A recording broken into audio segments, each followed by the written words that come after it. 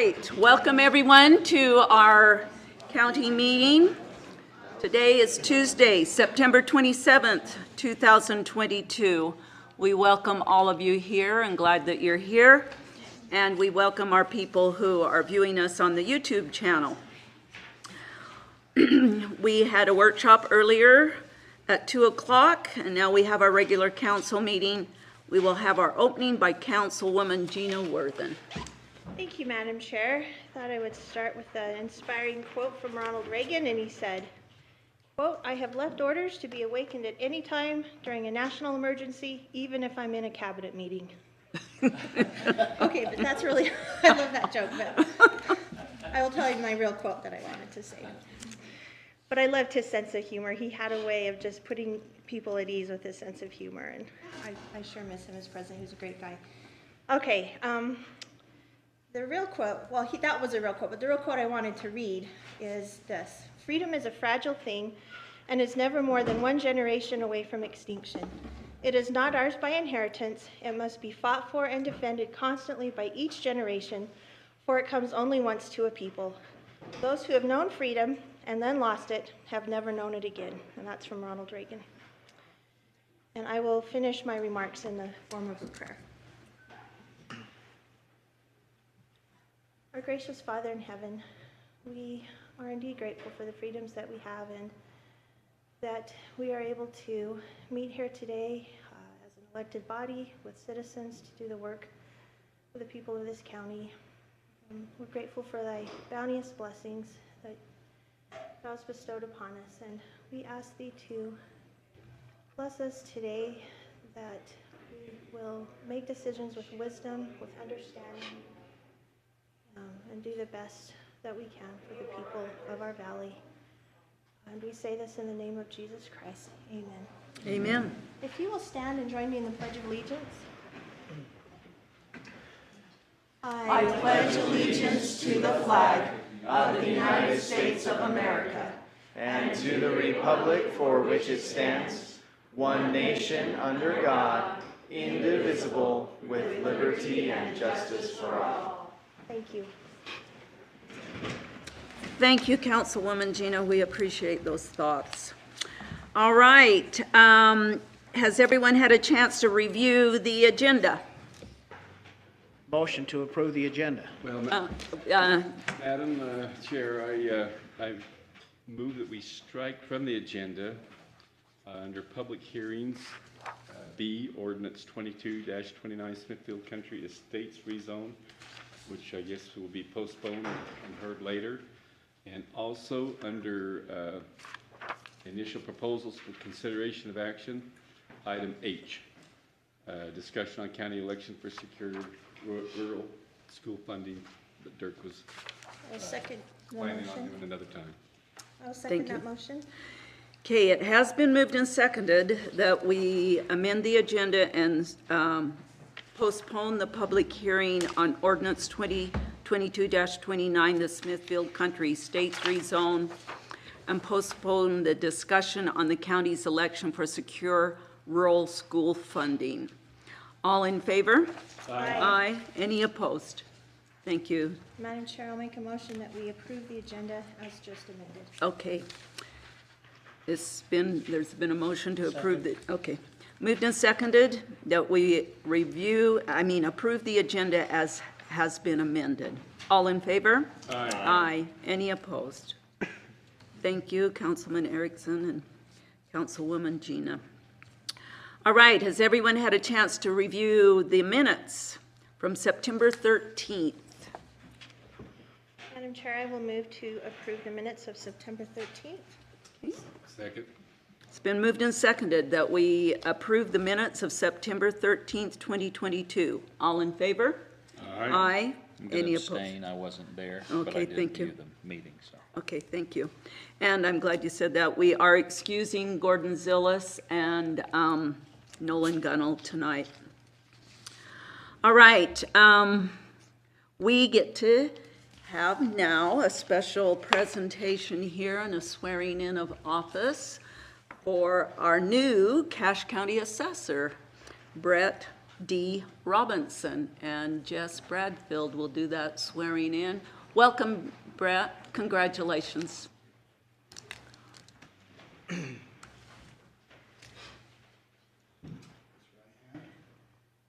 after me.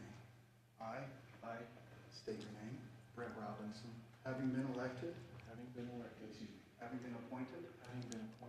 to the office of Cache County Assessor, do solemnly swear that I will support, obey, and defend the Constitution of the United States and the Constitution of the State of Utah, and that I will discharge the duties of my office with fidelity. Very good.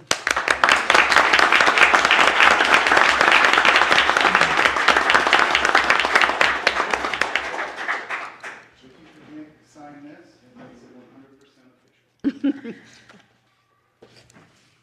Thank you, Jess, and thank you, Brett. We're glad that you're where you're at. We appreciate that. All right. Dirk, you're standing in for our Cache County Executive. Do you have anything that you need to report on or anything? I do not. Okay, thank you. Okay, we'll go on to items of special interest. We have a Bear River Mental Health Area Plan presented by Beth Smith, who is the director of the Bear River Mental Health, and we welcome you, Beth, and thank you for being here. Thank you for having me. I was just thinking today, I cannot believe it's been a year. Really? And here we are again. So I hope it's not boring. It's a 50-page document, if you remember right. I'm going to try and keep it under 2 hours. No, I'm just kidding. I did email a document out so that you would have the links to the area plan.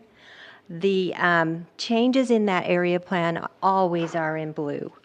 And what I try and do in this presentation is just let you know what some of those significant changes are and encourage you to dig in and read it. The old chairman, not the old chairman, but the old director used to joke that if he was having a hard time sleeping, he would pull that out and read it. But I encourage you to dig in and read it. It really describes what Bear River Mental Health does and it lists some funding attached to the different programs and some numbers in terms of services attached to those programs. So I really am not going to take 2 hours. I'm going to try and do this fairly quickly, but one of the first things that you will find in that area plan is that we hired another case manager for follow-up after hospitalization. We already had one serving our clients, but we've worked out with Logan Regional Hospital to be able to receive information to follow up with those individuals who are not our clients, to make sure that they are linked to follow-up services after they have such a severe episode with their mental illness. We're happy to have the funding to be able to do that, and we're happy to have Logan Regional Hospital cooperating with us.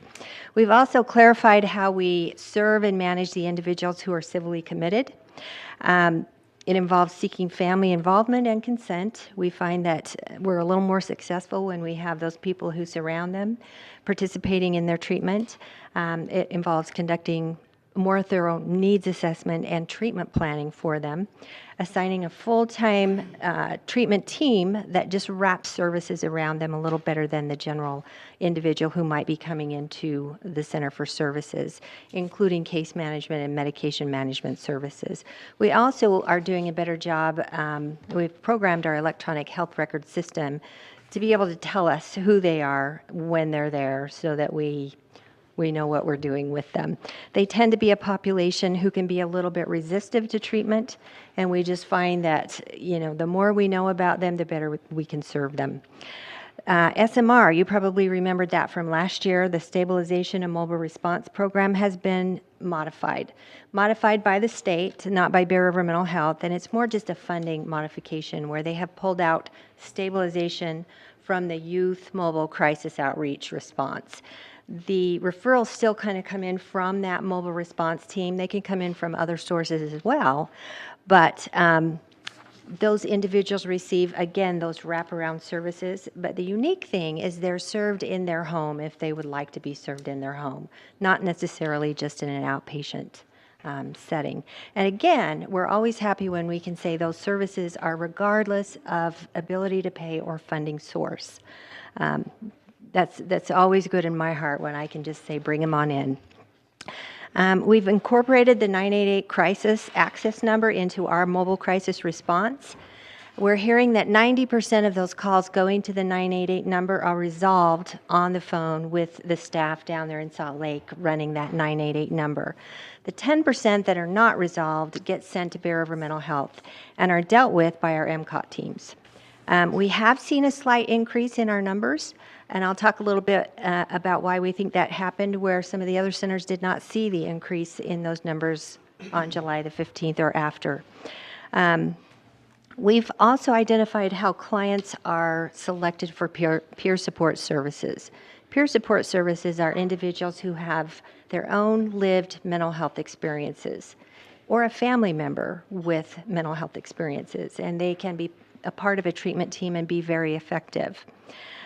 We described a little bit better how we're trying to reach unfunded individuals. I talked a little bit above about the hospitalization, the follow-up after hospitalization, the SMR program. We try and get as many grants as we can. We have a CCJJ grant where we can provide more services in the jails across the whole Bear River area and provide services to those individuals coming out of the jail who don't have funding. But even better, if we can identify them before they end up in trouble, we can also serve those individuals through this grant. We've also been partnering again with IHC. IHC allows us a certain amount of money to, when we find an individual coming out of the hospital who doesn't have funding, who might not fit some of the other grant areas, there's a pocket of money there provided by IHC to allow us to serve those individuals.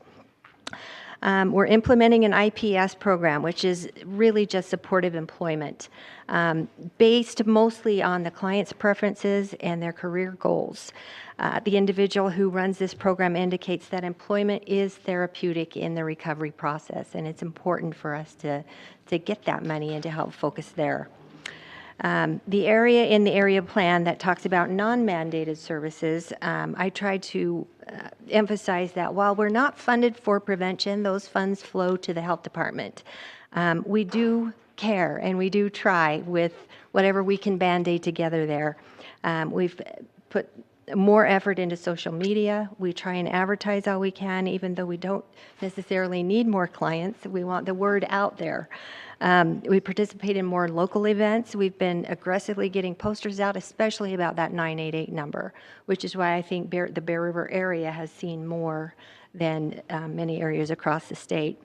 We also provide assessment events in the schools to try and identify the youth who are struggling or who might be struggling with mental health issues and try and capture and serve them earlier on in the process.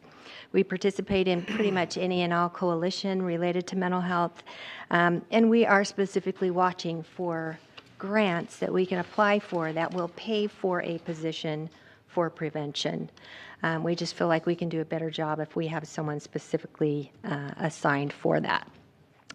In the area of workforce, we're, just like everyone else, struggled a bit during the pandemic with our workforce. I feel like not so much as everybody did, down south, but we still struggled a bit. We have used the ARPA funds for retention bonuses and are still doing that because we're getting ARPA funds for that. We've also increased our pay significantly, particularly for our master's level therapists, to try and be competitive. We've modified our benefits package to kind of shift the benefits over to the bottom line. We're finding that more people care more about the bottom line than they care about the benefits. So we've done a little bit there. We still have great benefits. We also hired double the number of students that we normally hire. We're scrunched, but we just felt it was important to kind of do our part to build the workforce. And we tried to entice them through agreements to get them to stay on after they finish their student obligation at the college. And all 8 of the students we hired here in Cache Valley agreed to that incentive. So hopefully we'll have a pool of applicants come next June. We're doing some diversity and implicit bias training. That's a topic that's out there and pretty prevalent these days. 2 hours per month for the last 6 months. We set aside that time and train the entire staff. In terms of the area plan, that's all I'm going to address today, but I wanted you to be aware of some of our current efforts that are not necessarily in the area plan.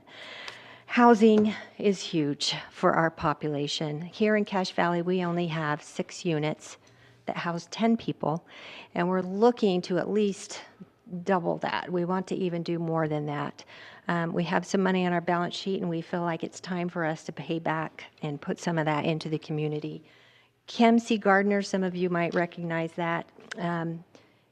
This year in their evaluation of mental health services indicated that every single individual and organization they surveyed listed this as the #1 issue across the state of Utah, and I would echo that. Our apartments are full 100%. We have 15 units over in Box Elder County, and there were 20 people interviewing for 1 slot over there. So it's important, and it does play into our ability to keep people out of more costly service.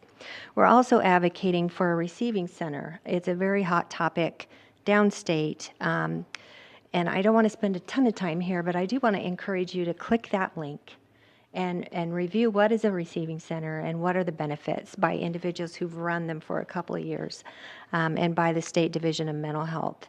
I do think it would be a wonderful thing for Cache Valley. I wanted to provide you a little bit of data, which is what you see in those charts there. The first chart, I wanted to just bring your attention to the fact that we saw a 13% increase from 2020 to 21, and we're seeing the same trend in 22. I think we already have 4,000, and it's only September. And that's a hard thing to do when you can't hire people. So the next bullet, the next chart indicates how many of those struggle with severe mental illness, and it's 70%.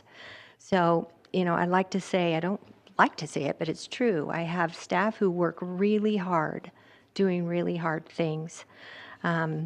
The source of referral to treatment is probably, you could have probably figured that out, is self or family and friends. It's important when you see people around you who need help to help them get the help that they need. We're in the education system, which is why I think we see so many referrals from the education system. We're also in the justice system through the mental health court, the substance use court. We're in the jails across all 3 counties. And again, we're serving more and more people coming out of jails who don't have a funding source. The next box just shows you the gender, the payment source. I will mention, we used to be 85% Medicaid. We're now 70% Medicaid. And the goal, we are trying to not just be a Medicaid center, because there are other individuals out in the community. It's a fine balance because we have to maintain a penetration that allows us to be successful with that Medicaid capitated contract. But I like the numbers that I'm seeing there. We also do customer satisfaction, and you can read those numbers. 91% of 538 evaluated found satisfaction with our services. 81% of parents of youth. It goes down a little bit because it's kind of hard to treat some of those youth. 92% reported satisfaction with access and service quality, which I think are pretty darn good numbers. I wanted to specifically make sure and thank you for the match that the county provides us, and remind that for every dollar the county puts in, it's $5 we get from the state, which helps us draw down $14 more from the federal government, and that helps us serve those 4,000 clients that are out there. I wanted to touch on, I had a visit from Commissioners Borup and Tidwell. It was such a treat, and I want to open that invitation to any of you who want to know about us or have some ideas for me, maybe in doing our jobs a little bit better. Our doors are always open to you. I also wanted to report that David serves on our board, David Zook, and he is an active participant, not just on the board, but outside of the board. The way he contacts me, or Karina contacts me, and kind of keeps in touch with what's going on and what can he do to help is really, I haven't seen it historically before. And I just wanted to make sure and report that for you. With that, I want to ask, are there any questions for me? Yeah, Yes, 2 Gina. questions for you. Thanks. Commissioner. The first question is, how is the new 988 number going? have you seen a positive impact? Are people knowing that they can call that number if they're feeling? So I think it's going fairly well. I'm wondering how much history I should give you. So initially, Bear River did pretty much the community crisis response for years. And then the state legislature came in and said, we want that centralized. And they kind of pulled everything down the Salt Lake Way, and they said, well, we'll send you everything that we can't resolve. And for quite a bit of time, we felt like it wasn't going well. But they've really tried. It's the Huntsman Mental Health Institute who staffs this, and they get a lot of funding to do it. And that was another sore spot with us because we didn't get paid to do it. But it took a long time, and they are reaching out, I think, at least twice a month to find out where the problems are and what they can do to help. Things have gotten significantly better. And again, I was actually quite happy to see our numbers go up when the 988 number went into play. They haven't seen that across the state because we really did try and get the word out. And we have posters. If there's somewhere you feel like we need a poster, let us know and we will get a poster there. Focused on schools, different agencies, just key places out in the community. So I would say it's going better. I will say in behalf of what the legislature did, we cover crisis with our existing staff. And again, they're working hard, doing hard things. So they do their day job, and then they take turns covering all night long. And we have some individuals who are hired specifically for that shift. But our therapists at the master's level, they're just hard to find, and it's hard to staff that during those very late nights. I would tend to say that I do, and they didn't like to go out. They wanted to do it by phone, and you kind of understand that. Now, we have to go out, and we go to where the crisis is, and that's a good thing, because I think that's better service. So I think it's going better. Thank you. The second question I had was about the receiving center. Carl Ward and I were at the State Association of County Councils and Commissions last week and heard a presentation from UBIC, Yeah. Behavioral Health Coalition, that they're going to be pushing, especially for one here in Logan. And our understanding is that it's going to be owned by you guys. The county's not going to own it. The county's not going to need to put any money into it. And I just wanted to confirm that with you and see if you could give us any more details about this. Yeah, it's been kind of a roller coaster ride for me, and I'm really waiting to see what ends up happening with the funding. We thought we were getting one last year. It didn't happen. We feel like it would be, you saw the presentation. It probably is similar to the one you will see if you click this link. My business manager is watching very closely what happens in terms of how it pays. And, the other centers have been given a certain amount of money, but they're along the Wasatch Front where there is an urban, penetration. We're still considered rural up here, and the amount that they're looking at giving the rurals is, obviously less, but they're also looking at subsidizing it in the first year. Like whatever we lose, they'll pay 75% of the loss in year number one. I don't know if they presented that to you. They did. Yeah, they did. 50% in year two, 25%. So that gives us some time to kind of get things up and rolling. I also believe that the MCOT team here has a wonderful, particularly here in Logan, wonderful relationship with law enforcement. Law enforcement is key with this program, as is IHC in the hospital. People who end up there who don't belong, we need a partner that knows and will send them to the right place. And I believe we do have good relations with Brandon McBride at IHC. I just was emailing with him again this morning. I also serve on a behavioral health committee with IHC, and I feel like we're partnering with them better than ever before. I believe that we can make it work. There is also some talk, and I can't make promises. It's not about me. This is about you all and the health department relative to the opioid settlement funds. The state, I'm hearing, is putting out there that they're willing to match whatever the local funds are that are put toward the receiving centers, ongoing. So that's in the ongoing expenses of it. If that were there, I wouldn't worry at all. You know, as we run the numbers, you know, we're just kind of right there. But we do feel like this is a window of opportunity. I do feel like it's the best thing for Cache Valley. Will it work in year one? Maybe not, but if we had, and we do have a little bit of ability on our own balance sheet to handle some of that loss.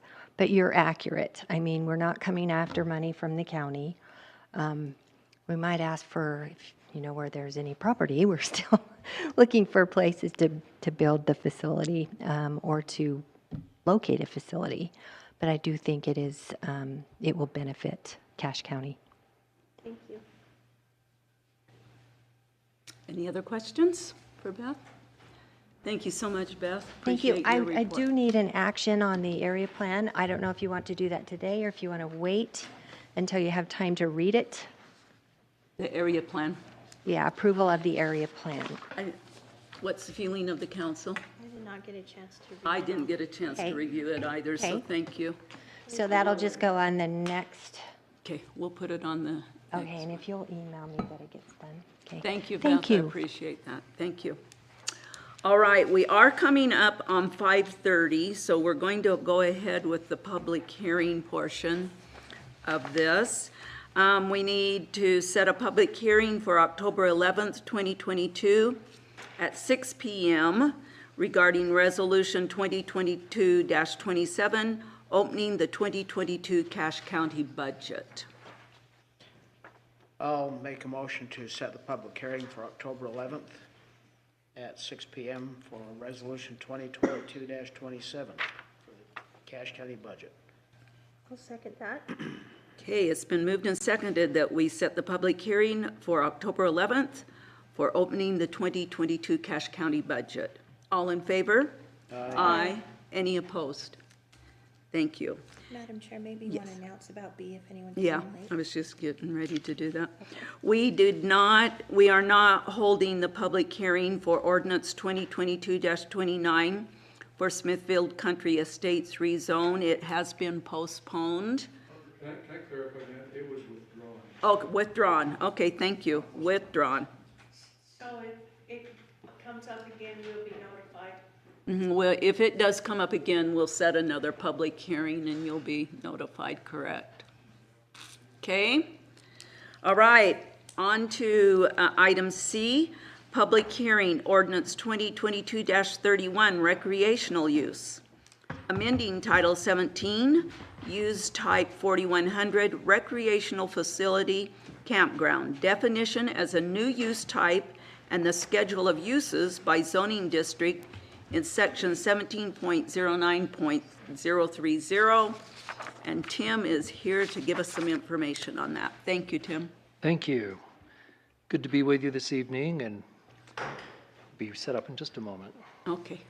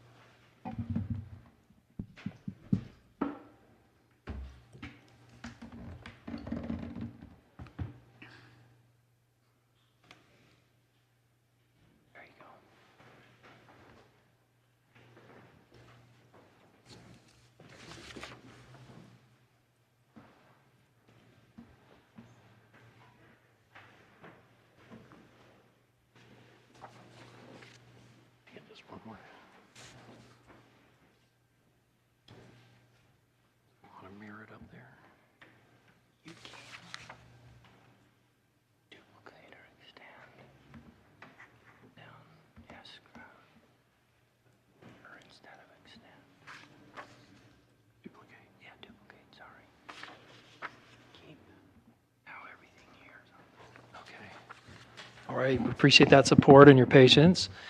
So for your consideration this evening is Ordinance 2022-31, and these are proposed amendments to recreational facility, which is use type 4100 in Chapter 1707 of the use-related definitions.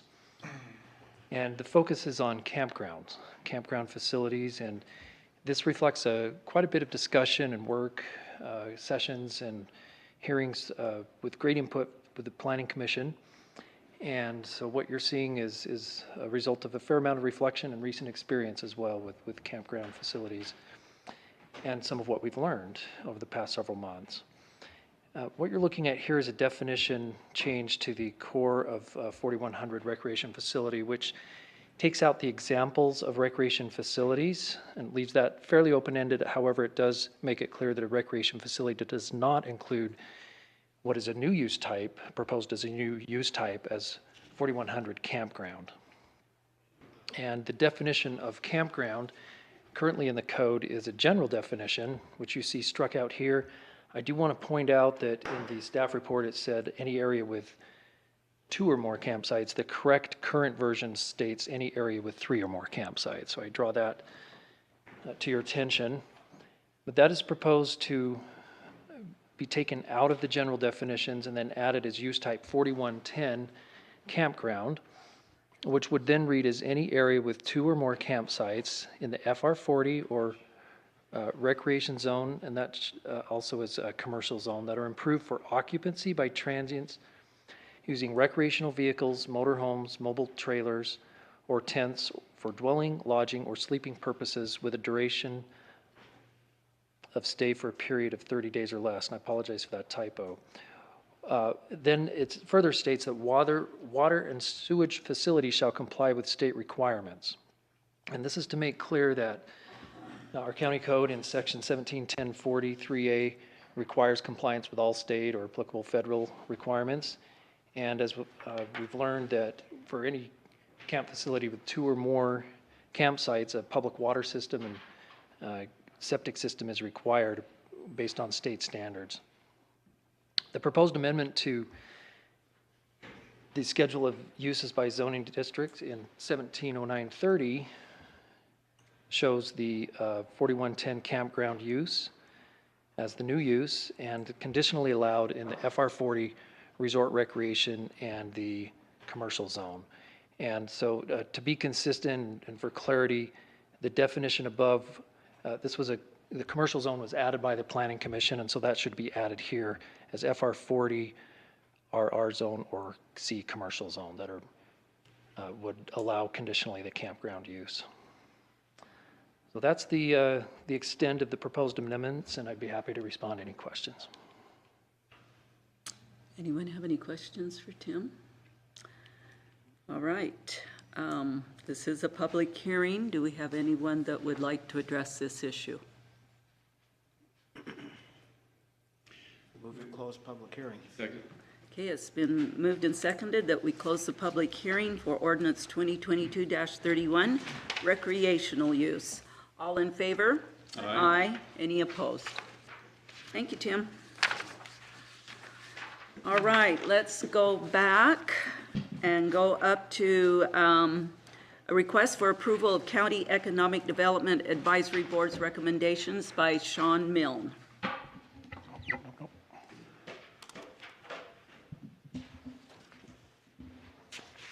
Thank you, Council. Good to be here. You have, within your media packet, you should have gotten a survey that had been sent out to the Economic Development Advisory Board.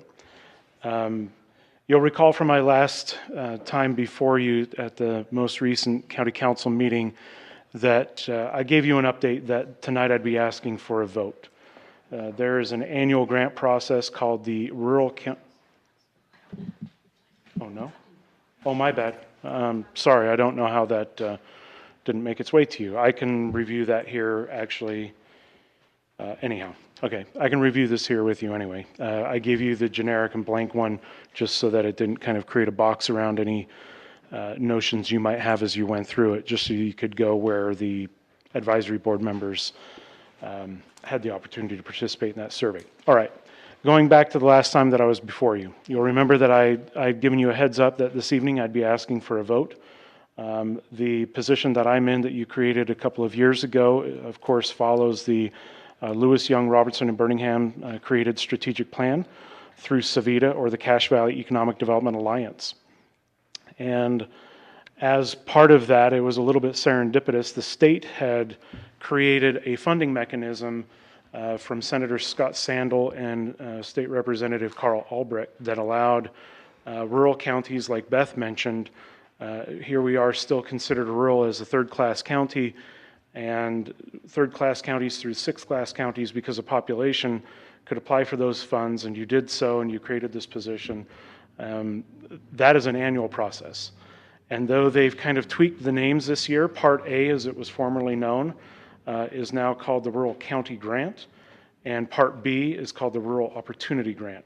Part B is competitive. Part B is not what I'm necessarily here for this evening, but it's kind of tandem to the Rural County Grant. This annual process requires me to give a report on the previous year's spending, and I've done so, and the activities that were generated and full-time job equivalents that were created. Good news for us is that probably like a lot of Utah, we experienced greater than estimated or projected numbers when we filed last year's application. I'm before you tonight because by the end of the week is due the application for next year's grant funding. And the County Economic Development Advisory Board has met and provided some recommendations based on that survey. If we could share screen real quick.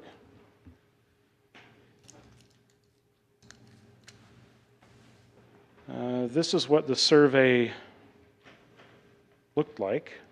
Well, I can see that that's going to be a little challenging to read at that font size. So it was a real quick survey that asked, after we had met together, had bandied around several ideas.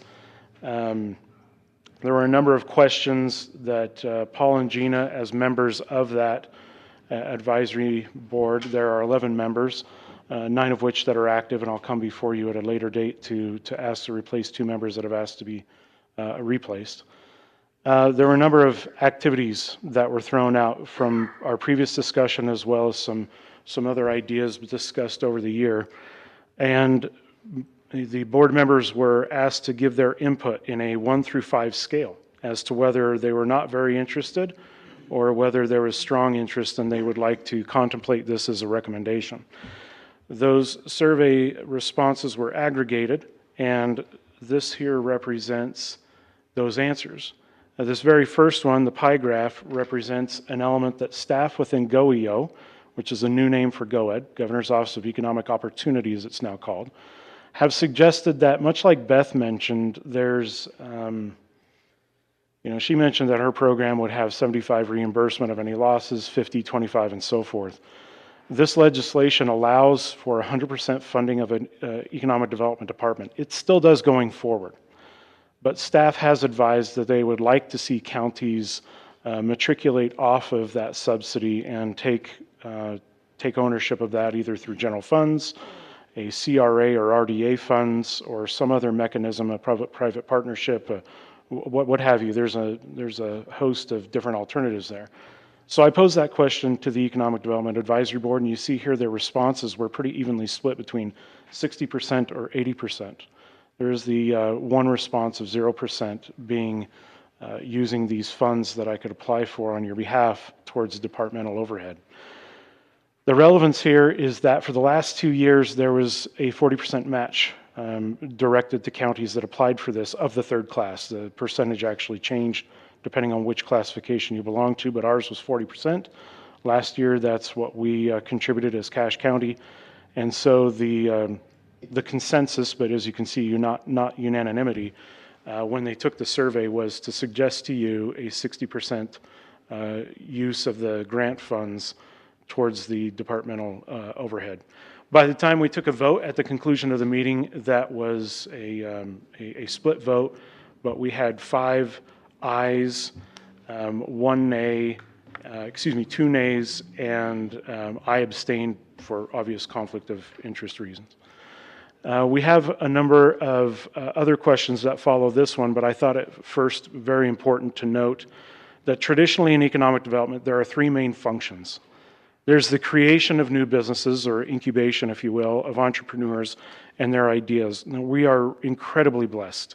You know better than I, having lived here longer than I, just how wonderful it is to have a university like USU in our midst. Being that they are a research university and they have some brilliant minds, they naturally create a lot of curiosity, wonder, and generation of ideas among their students. And many of those students have gone on, either in previous generations or current ones, to found some of our most successful businesses within the Valley. So that's the first segment. Second one would be business retention. I brought forth, you'll recall, a couple of CRAs, or community reinvestment area proposals a month or two ago. And one of those is about one of those locally created businesses and retaining them, because they have been actively wooed by other states that have higher unemployment rates than we do, and wanting them there. So that second category describes that. And then the third one is active recruitment to our area. So this question asked those advisory board members what they felt were most important functions out of these three. You can see that unanimously everybody felt that business retention was really important. So again, I draw your attention to one of those CRAs from a month or two ago. That activity would be in that second, or the largest bar graph. The second one is the business startups. And then you can see that there's, particularly in this climate of low unemployment, a lot of economic activity, not as much interest to consider most important business recruitment. So then we have a series of 14 different questions and some narrative based upon our advisory board meeting. These different ideas are thrown out there, and again, 1 through 5. In every case, the respondents were asked to mark whether they were not at all interested or definitely interested. You see for yourself. So the next slide is an amalgamation of those responses from members. So as we scroll down, you can see that, again, covered the departmental funding recommendation, the, what do you consider the areas of concentration to be most important right now? And I'm going to zoom out a little bit here and hope to fit them all in. You can see that the responses of 1 through 5 to those 14 different questions produced a mean or an average and a ranking as to how those went. At our most recent meeting of the advisory board, it was virtual. We debated those after some review of those findings, like I just did with you. And this constitutes here the advisory board's recommendation to you for your consideration this evening. First and foremost would be departmental funding. At that 60%, it equates to $90,000. Countywide economic development website, which would aggregate information for all of our member communities and stakeholders. Last year, this was a Part B application. There's $20,000. Creating, or at least assessing this first year, the feasibility of an airport CRA with 3 municipalities abutting, or obviously more closely affected than some of the other townships or municipalities are Logan Cache Airport and the county's involvement. It would behoove us to have some uniformity as to how we expect the build out to affect airport operations over time. So that's what that envisions. Such a study by an entity like you, Lewis, Young, Robertson, and Birmingham, 20,000. These again are ballpark numbers. Child care capacity, Part B, in this current year that we're operating and ongoing. Child care capacity has been noted by many an employer or members of the workforce as an impact, affordability being what it is.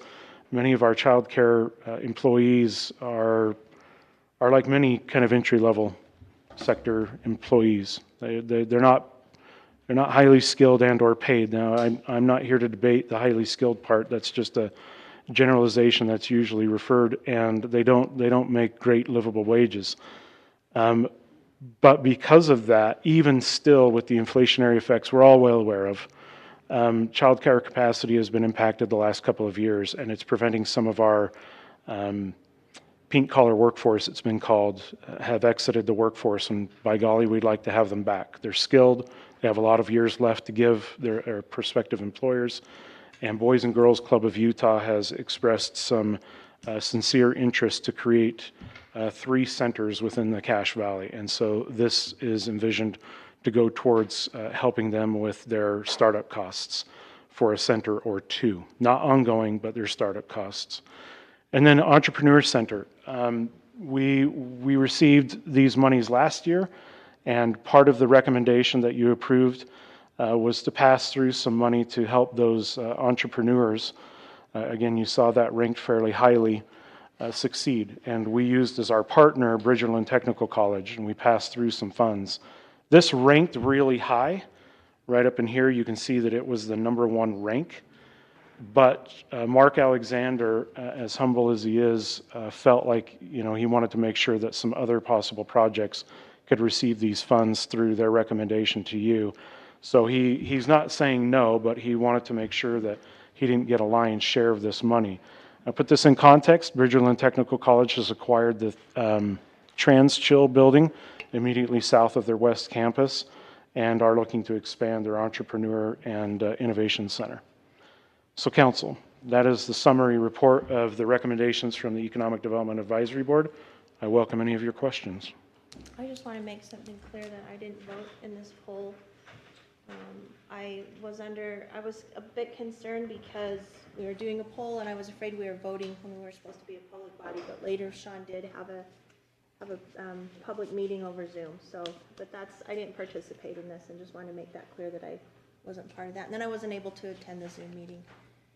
Sean, what is the, remind me, how much money is in that pot? How much can the county ask for? Thank you very much. Great question. $200,000 in the formerly known as Part A. It was intended for it to be very flexible and to be very forgiving in the application. Well, I don't need to narrate further unless you ask additional questions, but $200,000 for Part A. The competitive part that has a deadline of November 18th is up to $600,000, and it is competitive. Okay. So, But this one is not, A is not competitive? correct. If you put forth a good business case, it has been characterized that, if you put forth a good, earnest, well-intended, business case for how it could stimulate economic development in rural Utah, you have a really great chance. As part of the application, I have to propose, an Excel spreadsheet that breaks down all these numbers by different project types. And, last year it had matching funds, coming for the different kind of project types. And then there's a lot of narrative, which for me, and thankfully Alma, which makes me feel a little bit better, it's challenging because it's character limited, which means I can't go on and on like I am right now. I have to be fairly brief. It's fair, Dave. Like we know who I am. Another question I have for you, and I apologize because I wasn't there to be part of this conversation. Maybe Paul could chime in, but that we've been looking at taking the office of the County Economic Development Director, moving it to Bragg for a regional effort. How would that departmental funding request, how would that play in to what we're looking at doing? Well, this is where it gets slightly uncomfortable for me because I'm only anecdotally, to some degree aware of those conversations. I mean, I am well aware of those. I appreciate that. I hope you'll understand there's some uncertainty on my part, right? I'm not one of those policy makers and the deciding, folks within Bragg. And so I don't know what I think some of you may know about deeper discussions. I think I'd rather answer it this way. What is the possibility of utilizing those funds that way? And it could be, right? Like it's eligible, I'll put it that way. All 3 counties within an area, it could be eligible that way. Just not sure, okay. Well, I know with surety that it's eligible. I think that there's some pros and cons to such a scenario to be discussed, and I think I'd rather answer really detailed questions if you've got them, but suffice it to say that these These funds are able to be applied for by counties of the rural nature, 3rd through 6th class. As you well know, within Bragg, Box Elder, and Cache are 3rd-class counties, and Rich is a 6th-class county because of its much lower population. So, Okay, thank you. yeah. That was a hard question. Sorry to put you on the spot. No, I understand, but thank you for appreciating that. I do know that there are other regions of the state that do things similarly and differently to how we do them here.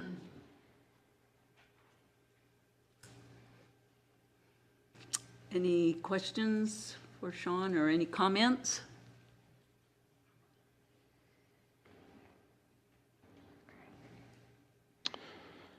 Well, I am before you tonight with the anticipation of a vote, Okay, because I do have a grant application to seek this funding on the county's behalf due at the end of the week. Again, Part B is further out, November 18th is the deadline for that. And again, that's competitive, but it's not this. This is, You're wanting committed funds now, right? yes. Well, I'm not funding. Here's where it varies from last year. Last year, and thank you. I take for granted, because I've said this now to the advisory board a couple of times. Last year, it was required that a county of the 3rd class commit 40% matching funds. It was a requirement of a class of our size. So that 200,000 would really become 280. 80,000 being your contribution, and that's what you put forth last year. Staff of GOEO has interpreted a particular line in the legislation that created this. I'm not privy to how they came, about this, but they now point to a particular line that they're no longer requiring a 40% match, not for Part A. They are for Part B, or the Rural Opportunity Grant that would be due November 18th. So for this much, I'm not asking you to commit because there's not that requirement this year. Rather, what I'm asking for a vote this evening is, these are the recommendations of the collective will of the advisory board. This is how they prioritized it with 1, 2 through 5. It's, and you see the breakdown of dollar amount there. They've recommended for your consideration that for the total, the maximum of what Part A or the rural county grant could be, those priorities at those recommended dollar amounts, and that does not require a percentage match this year. So I'm not asking you for any kind of budget decision to put the cart before the horse on all of your other decisions you have to make between now and the end of the calendar year, but I am asking that, Wanting us to say, hey, go ahead and put in for the grant. yes, and this is their recommended prioritization and their recommended dollar amount. Well, given that clarification, I would make a motion to approve the County Economic Development Advisory Board's recommendations. Do you have a written document yet, Sean? I just have this and what I thought I had emailed. So I can email that to everyone. I can email this right here, which is obviously publicly discoverable, so can't pull a fast one. I'm just trying to follow what you showed us without having something to read. How did they just come up with those numbers? The dollar amounts? Different questions, Mm-hmm. and I'm not a good Evelyn Wood speed reader, but as you went through, all of a sudden we just see a list of amounts.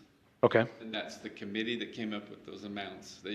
partly, They yes. just arbitrarily saying, let's just put this much here, this much here. Yeah, I mean, Equaling 200,000. definitely equaling 200,000 because that's the maximum you can apply for, yes. This is how they are just sorting it out. I don't want to do a disservice to the lengthy debate, and Paul participated for a considerable amount of yesterday's virtual meeting, so he's aware of some of the conversation and debate that went on. I can tell you, for example, last year the website was reviewed and discussed and actually sent in as part of our application, and 15 to 30 was a range that we had gotten from some providers for building a county-wide economic development website with a very broad brush. A lot of that is some not just development of the upfront website, but some of the back-end subscription services that help to aggregate data, measure where IP addresses come from, how long they spend on a page, so on and so forth. We went with 20 grand as a honestly round number this year that was higher than the lowest of the 15 to 30 range of last year. Nothing more technical than that, okay? Airport CRA, ditto. We are to varying degrees familiar with what EFG or Lewis Young Robinson and Birmingham or Zions Bank Public Finance will do such a feasibility study for creating a CRA, and it was a ballpark of 20 grand. These are not hard and fast numbers, but I would put them in my Excel spreadsheet and note that in the way that I'm used to working with GoEd or GoEO, that, you know, it will be fluid throughout the year, and as long as I communicate clearly to them throughout, you know, they're usually fine with that. As a matter of fact, I can't think of a time where they said, ooh, no, don't. They just want to make sure that they have documentation, right? So these are not hard and fast numbers, Councilman, but I appreciate the question. Okay, we have a motion on the table.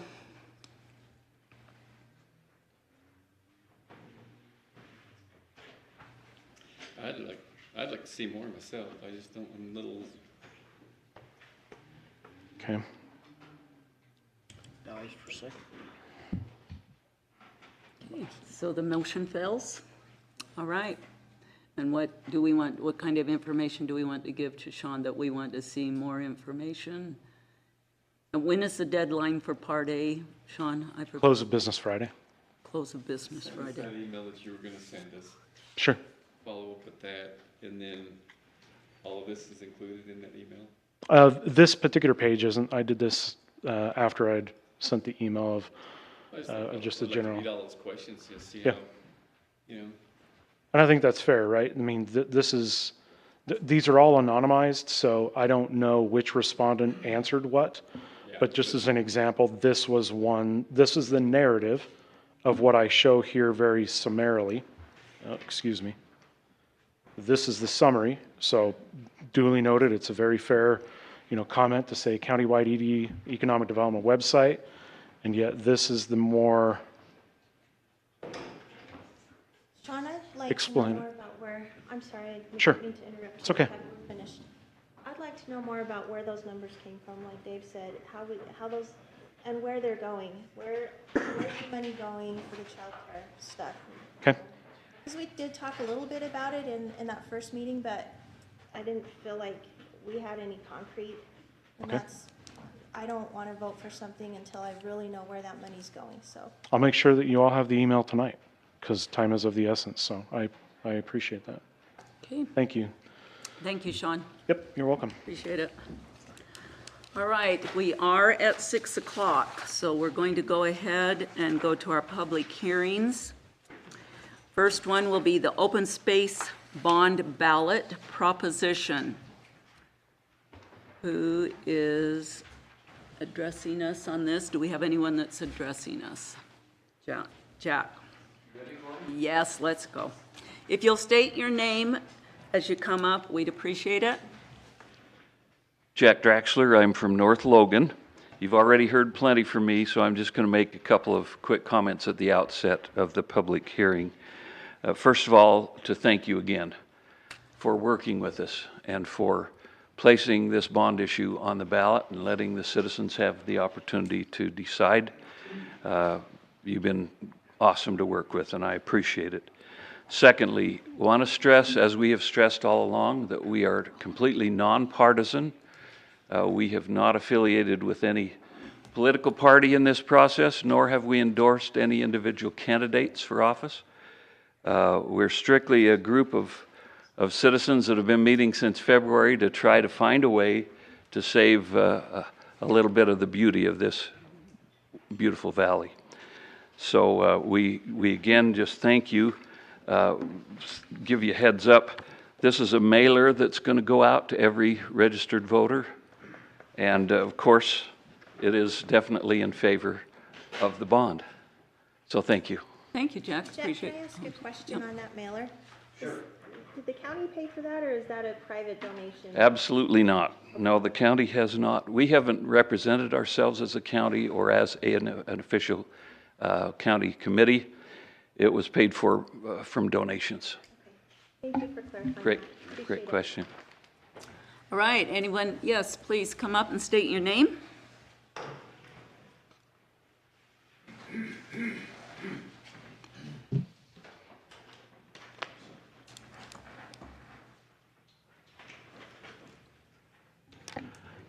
My name is Andrew Speth. I'm from Providence City, and I'd like to state my opposition to this. First off, you're talking about saving open spaces. There's 4 avenues into the valley. One from the east, Garden City down Logan Canyon. When people come down there, what do they encounter as soon as they come into Logan? Up over the hill out of the valley, houses, development, college, everything. I haven't seen anybody turn around screaming, heading back east because they saw all of that. Coming in from the west, Valley View, what's the first thing you see up along there? Well, sewer plant. Also, your big solar panels, shooting range. But I haven't seen anybody turn around and they seen that sewer plant and head back the other way. Coming in from the down Wellsville Canyon.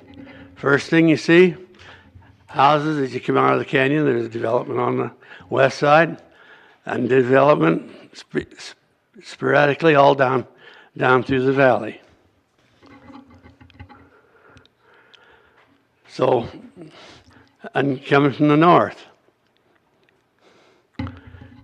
first you encounter several small towns, don't you?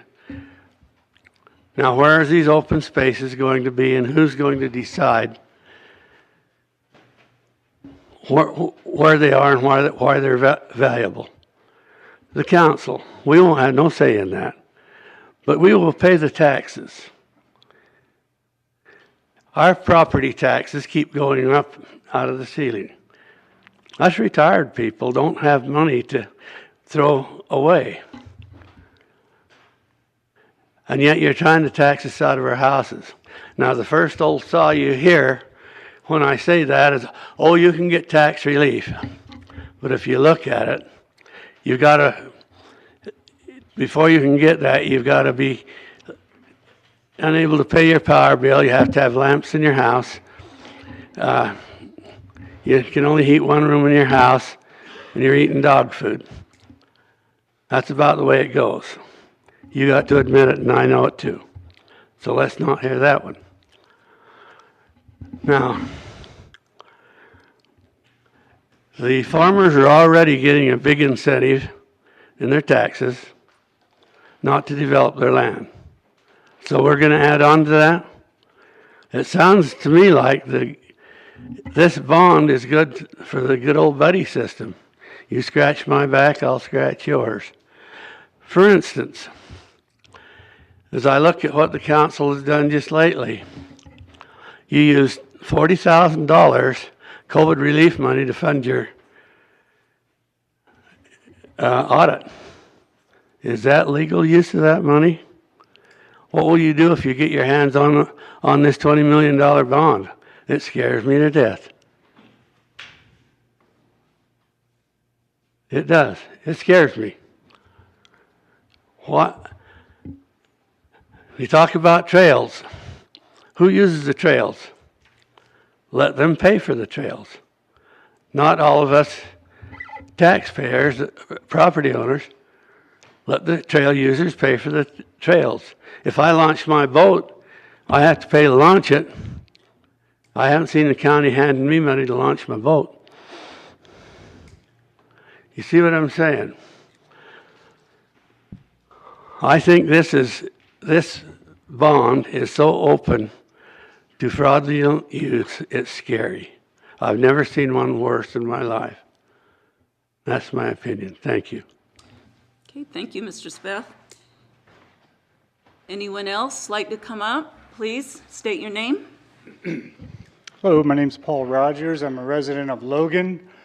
I strongly support additional open space. Who wouldn't be for beauty and aesthetics and preserving our visual appeal of this valley? But I really strongly feel we're not going nearly far enough with this.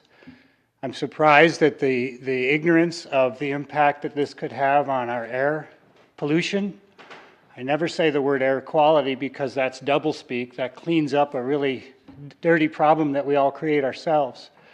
What I'm trying to say is additional open space should go further and have limits on growth to every town in the valley. We should have better public transportation. This body has not done a great job at focusing on cleaning up our air. And this goes part way there, but not, we could go quite a bit further.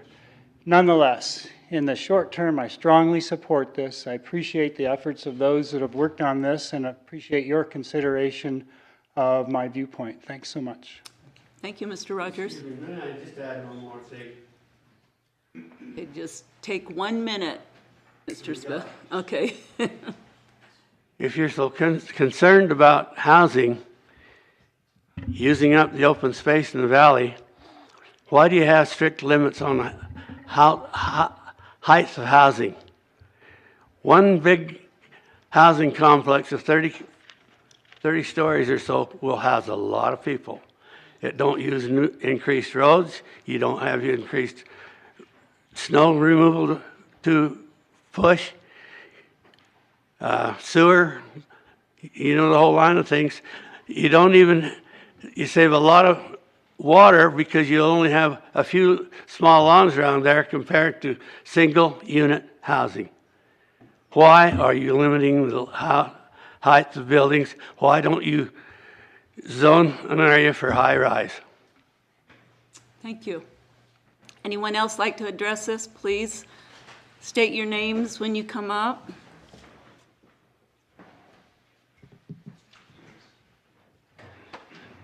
My name is Chris Chambers. I'm a farmer in Smithfield, and I speak in favor of this bill. I'm also the president of the County Farm Bureau, and we have talked a lot about it, and the Farm Bureau is in support of this bill too. The reason being is in Smithfield, I don't know if you've been up there lately, but in the last year and a half, we've lost over 100 acres around me to development.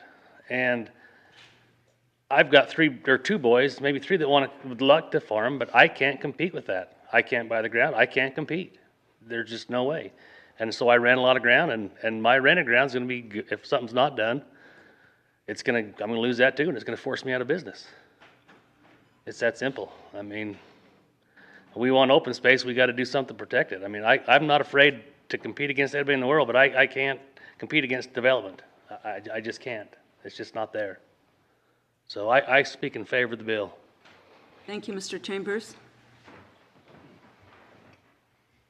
My name is Scott Bushman. I'm from Hiram, Utah, and I would like to speak in support of the bill because I am very, very strongly supportive of preservation of agricultural land. There are a lot of good reasons to protect our agricultural land.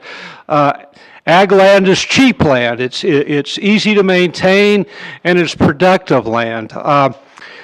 We in Hiram and in South Cache Valley have seen just incredible development in the last 20 years. Our water issue is becoming critical. We say, well, it costs a lot more water to irrigate alfalfa. I would debate that. We've rezoned our ag land into commercial, industrial areas. We're chopping up good cornfields to build car washes, truck stops, and things like that.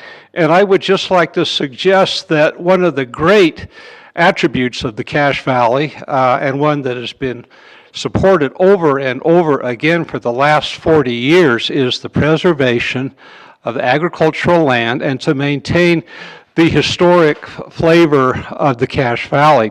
I'm not opposed to development. I'm not opposed to growth as long as it's done appropriate. Thank you. Thank you, Mr. Bushman. Hello, Representative Casey Snyder. So I represent everything south of Logan in the Utah legislature. As you can see, I dressed up for the meeting today.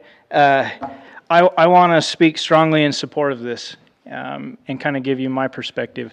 It seems to me as the valley is growing, we're trying to accommodate that. You guys are making the difficult decisions every day, and to give us jobs and places to live, we're incentivizing things. Think of what we do for low-income housing. Think of what we do for commercial incentives to bring companies into this valley, which is a wonderful thing. I don't dispute it.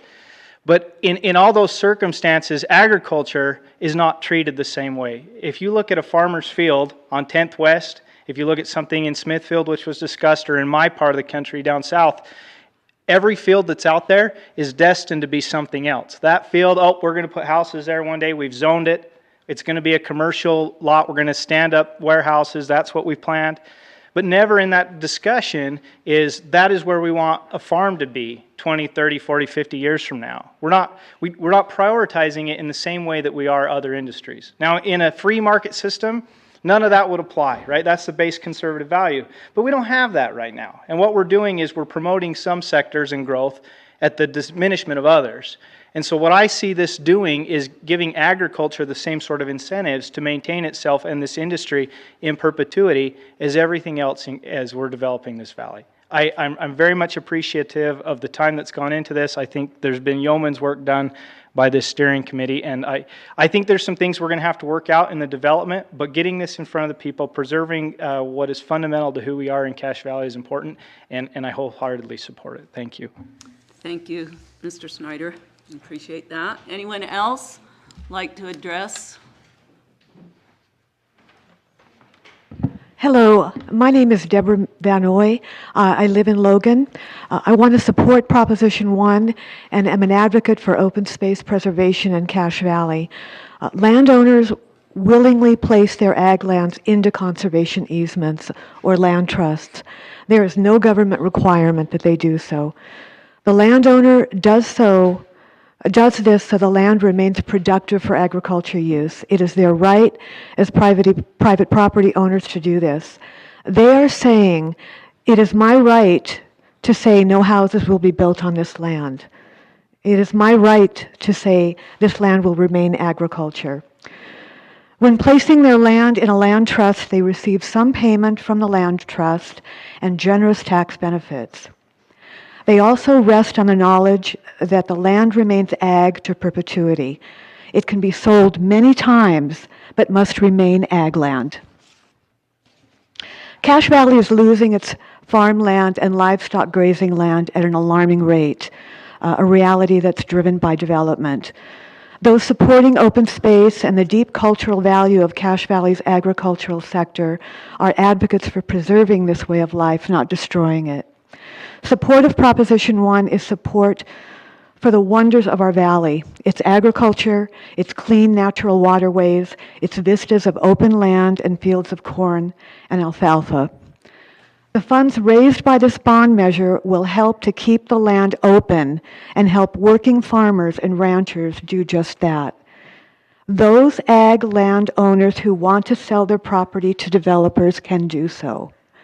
Proposition 1, if passed, provides a funding mechanism to allow ag landowners who want to keep their land in ag and receive some payment from the land trust for doing so. Thank you. Thank you, Ms. Benoy. Holly Daines from Logan. First of all, I'd just like to thank the county council members for their willingness to put this on the ballot to allow the voters to decide what is important to them and if they're willing to pay to preserve open space. You look at the same growth numbers that I do, and they're staggering. And we love the character of our valley right now, that feel of open space, that rural feeling out of our cities, but we also respect private property rights, and we know if we're interested in preserving that character that we need to compensate those landowners. And I just would point, I think the county council has done a wonderful job over the years with the RAPS committee. They've appointed a committee, but then they and our elected officials have that final say on those RAPS allocations. And I think they've done an outstanding job at really spreading that money throughout the county and making sure projects are worthwhile for the citizens. And I certainly trust their judgment going forward to do that. I think they have an excellent track record. So I would just let you know that I support the bond to preserve the character of our wonderful valley and to hopefully preserve that same legacy for our children and grandchildren. Thank you. Thank you, Mayor Daines. Yes, please come up. I'm Patrick Belmont, and I live in Logan. I'd like to speak in favor of this proposition. I'm a water scientist, and agricultural scientist, and energy scientist. I'm vice chair of the Logan City Renewable Energy and Sustainability Advisory Board. And there are lots of arguments I could make, maybe not in this short a time, on all of those fronts to support this initiative. There are lots of good reasons to support it. But really, to me, it comes down to a quality of life issue. I moved here and I love living here because we have all this open space. I love seeing the agricultural land, I love seeing the trails, and I'd love there to be more of them. We've been developing in ways that all of us are seeing that go away at just a tremendous pace. And I'd like to see us at least start this mechanism as a way to protect some of that open space. I've been talking with a lot of people about this initiative, and the biggest question that I get is, well, who's going to decide where the money goes? And that's a really important question that I think we need to be talking about more, and we need to be making some decisions on. Who's overseeing it, and how are we going to make sure that this is going to the best good for the people of this community? Thank you. Thank you, Mr. Belmont.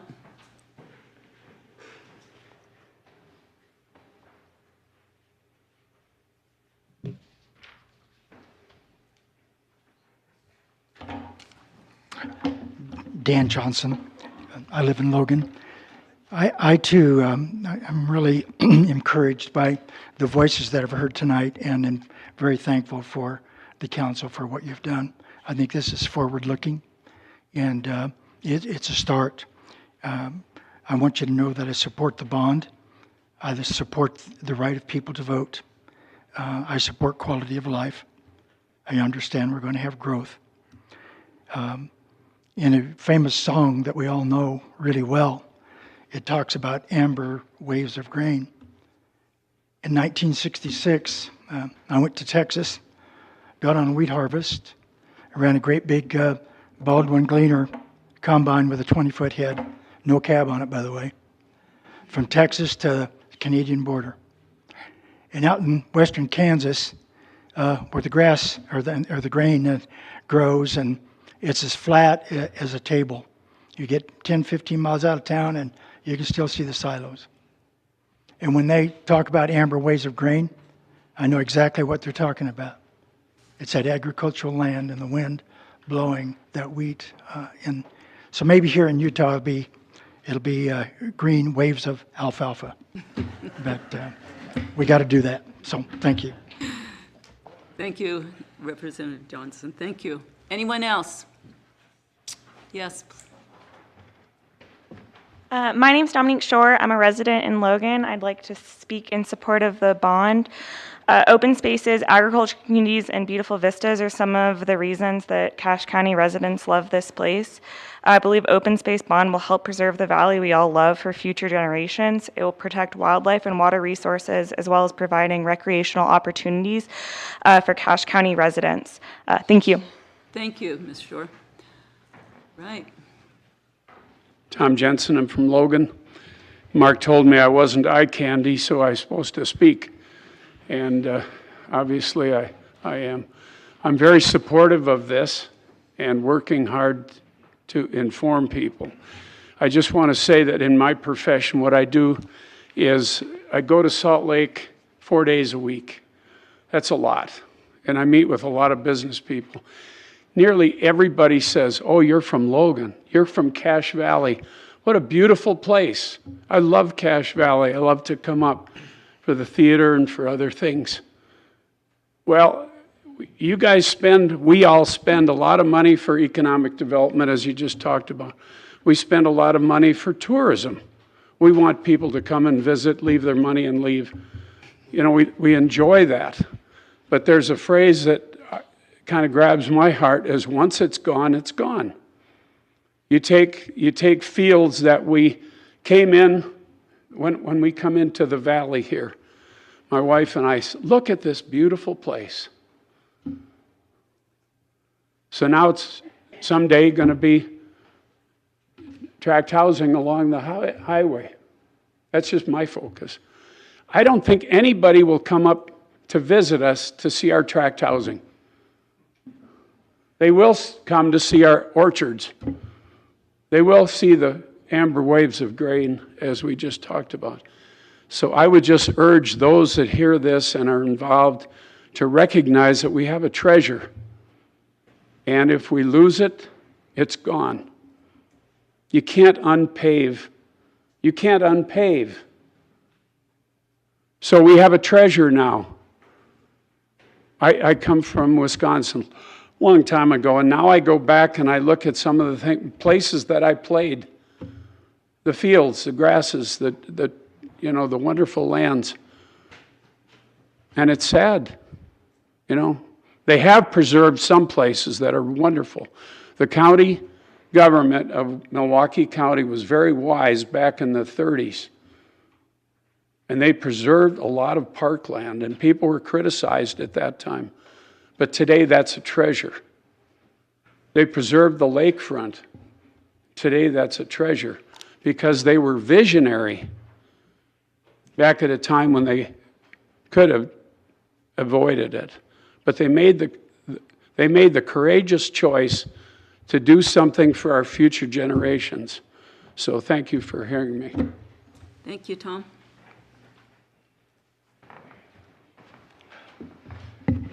Mark Ensign, Paradise. I just want to take a minute and commend the council for putting this on a ballot initiative. I think that it will be a referendum once the election is held throughout the county on the public's desire to see open space preserved. We have got to be proactive in maintaining and preserving our agricultural lifestyle and heritage. And I think that this is a tremendous start. I think it is just a start, and I think that there will need to be many more efforts made. But what I like about this is by turning it over to the voters, it tunes people in, and it gives them an opportunity to become part of the decision and part of the solution. And so I think that's brilliant. I want to commend the council, and I want just to publicly state that I am very much in support of this proposition. Thank you, Mr. Ensign.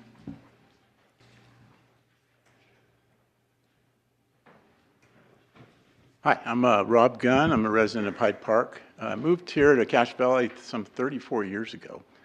And I'm struck by every time I go to a concert or any public event, the speaker always gets up and the first thing they say is, "It's so great to be here in your beautiful valley." And that struck me years ago, and I've heard it 100 times. And so I thought, when I heard about this effort, I started going to the meetings of the committee, and I'm just impressed with the diversity of people there and how they want to make this as affordable as possible. So as they've already put in their statements, the slight increase in taxes is minimal. And I look at it as, frankly, as just giving a neighbor a hand up. If somebody wants to preserve their land, this is all of us helping them a little bit. And so it's not much. It's the price of a milkshake. I like milkshakes. I don't want to give them up, but I will gladly give up one once a month. So I hope this passes, and I thank you for, again, like everyone else has said. I've only been here a few minutes, but I can tell people appreciate that it being on the ballot and letting the people decide. So thank you. Thank you, Mr. Gunn.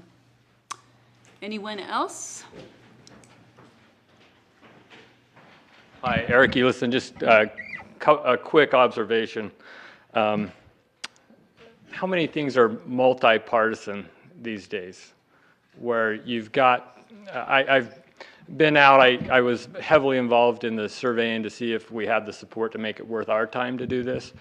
And no matter, it didn't matter, it doesn't matter what someone's ideology is, they love the valley. And it's beautiful. The other thing I noticed is it didn't matter to the demographics.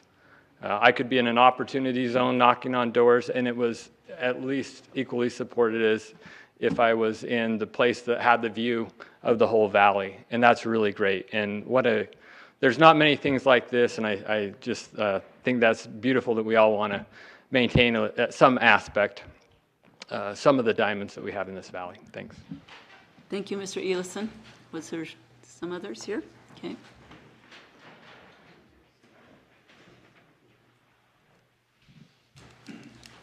My name is Joe Furman, and I live in the Millville, Nibley area. I want to thank the council members for letting this go to the voters, and let them decide. I think majority of Cache Valley is seeing the effects of growth, and we're not trying to stop growth, but we're trying to save farmland.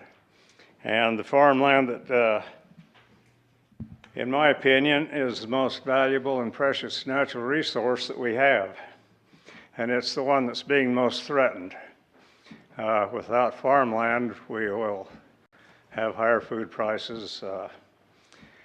It affects water quality, farmland, with the infiltration into the aquifer. And I think too often that we overlook the benefits of farmland and open space. Governor Cox said in his State of the State address that he didn't want to see Utah turned into California. Well, I don't either, but that's where we're headed. And if we can save farmland, we will be better off. There are a lot of other countries in the world that protect their farmland. They say, no, we need the farmland. We won't build there. And that's what this country and this county need to do. I'm going to skip through a lot of this. I could go on forever. I am completely in favor of protecting and saving all the farmland that we can.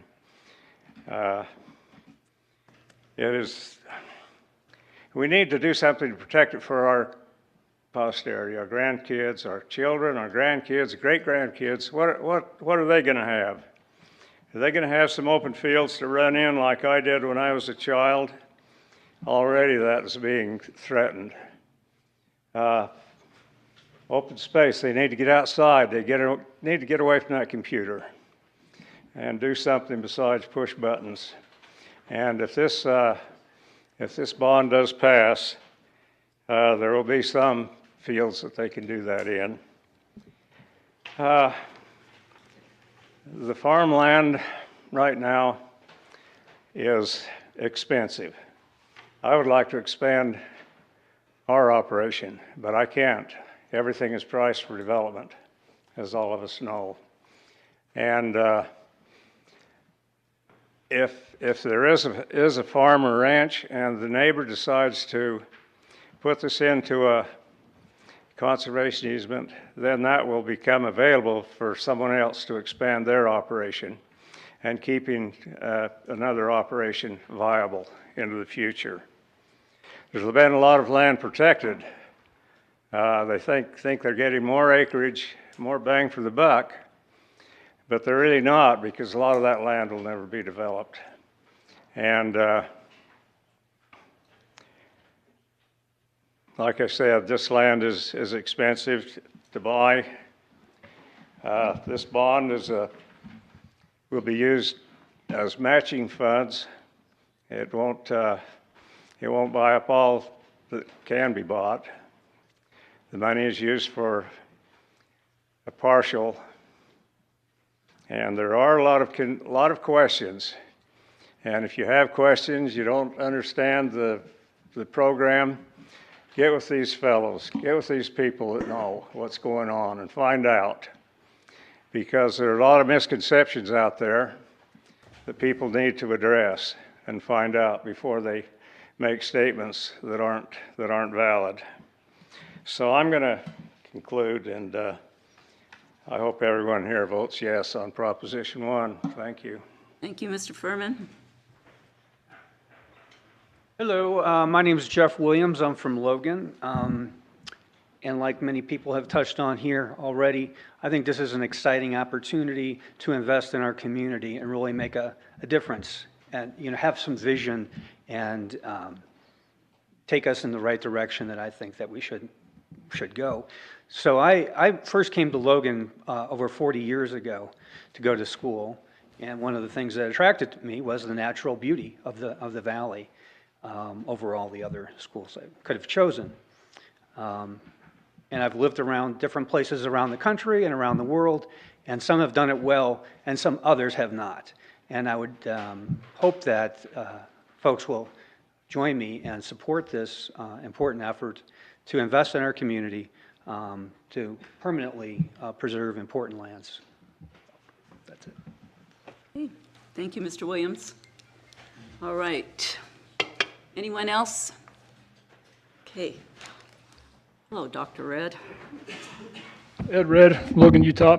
I just want to commend everybody that's already talked about this. I think I've watched what's happened down in areas where my grandfather used to farm down in Syracuse and West Point, and also some land that used to be farmland down in Pleasant Grove and American Fork, and what's happened to that and how it's all turned into, commercial development. And I think, okay, that's, you're losing farmland, and maybe it's better used for what you're doing down there, that you need more land for people to live in. But I still think that, preserving farmland is pretty important. I'm really in favor of that. I just have some questions that I don't know if this is an appropriate time to ask questions or if people can answer questions, but it seems to me like you could never make this work if you were paying landowners or farmers the development price for the land. It seems like that would, number one, you'd run out of the $20 million really quickly if you did that. And so I kind of have some questions about how the pricing is done and who decides what they're going to pay for how many acres of land and all that sort of thing. I don't know how that's all going to work.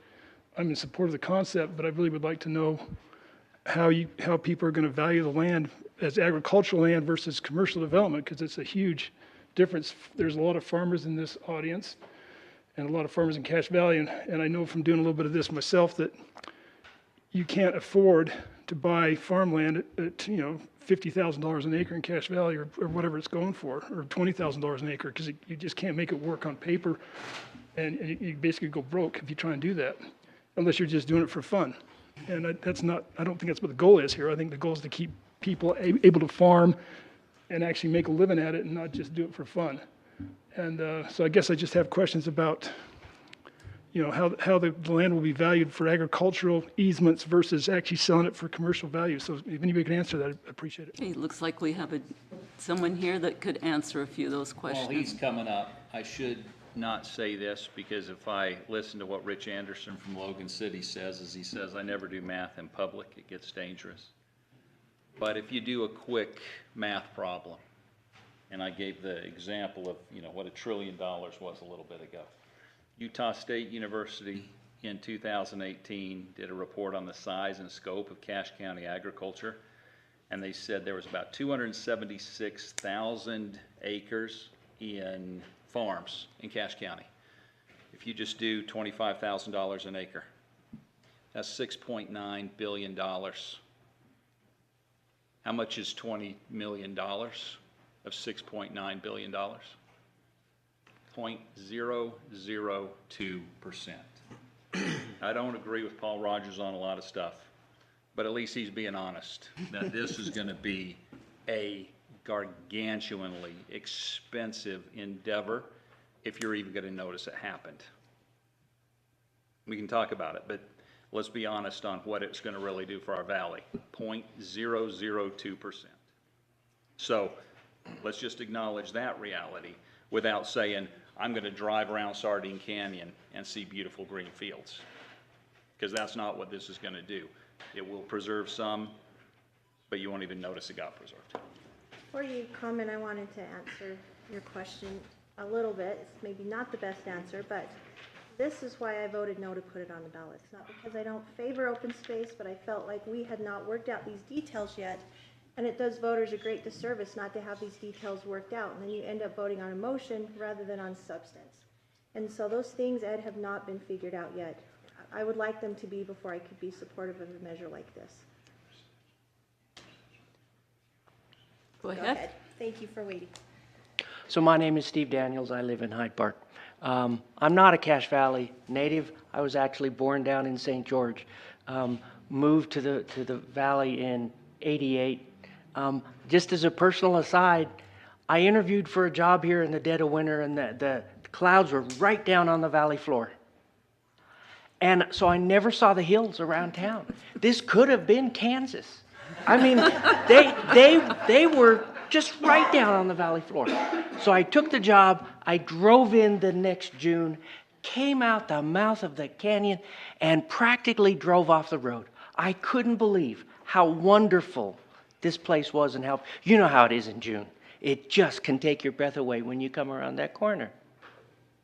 So it just means so much to me to be able to contribute to the conversation here.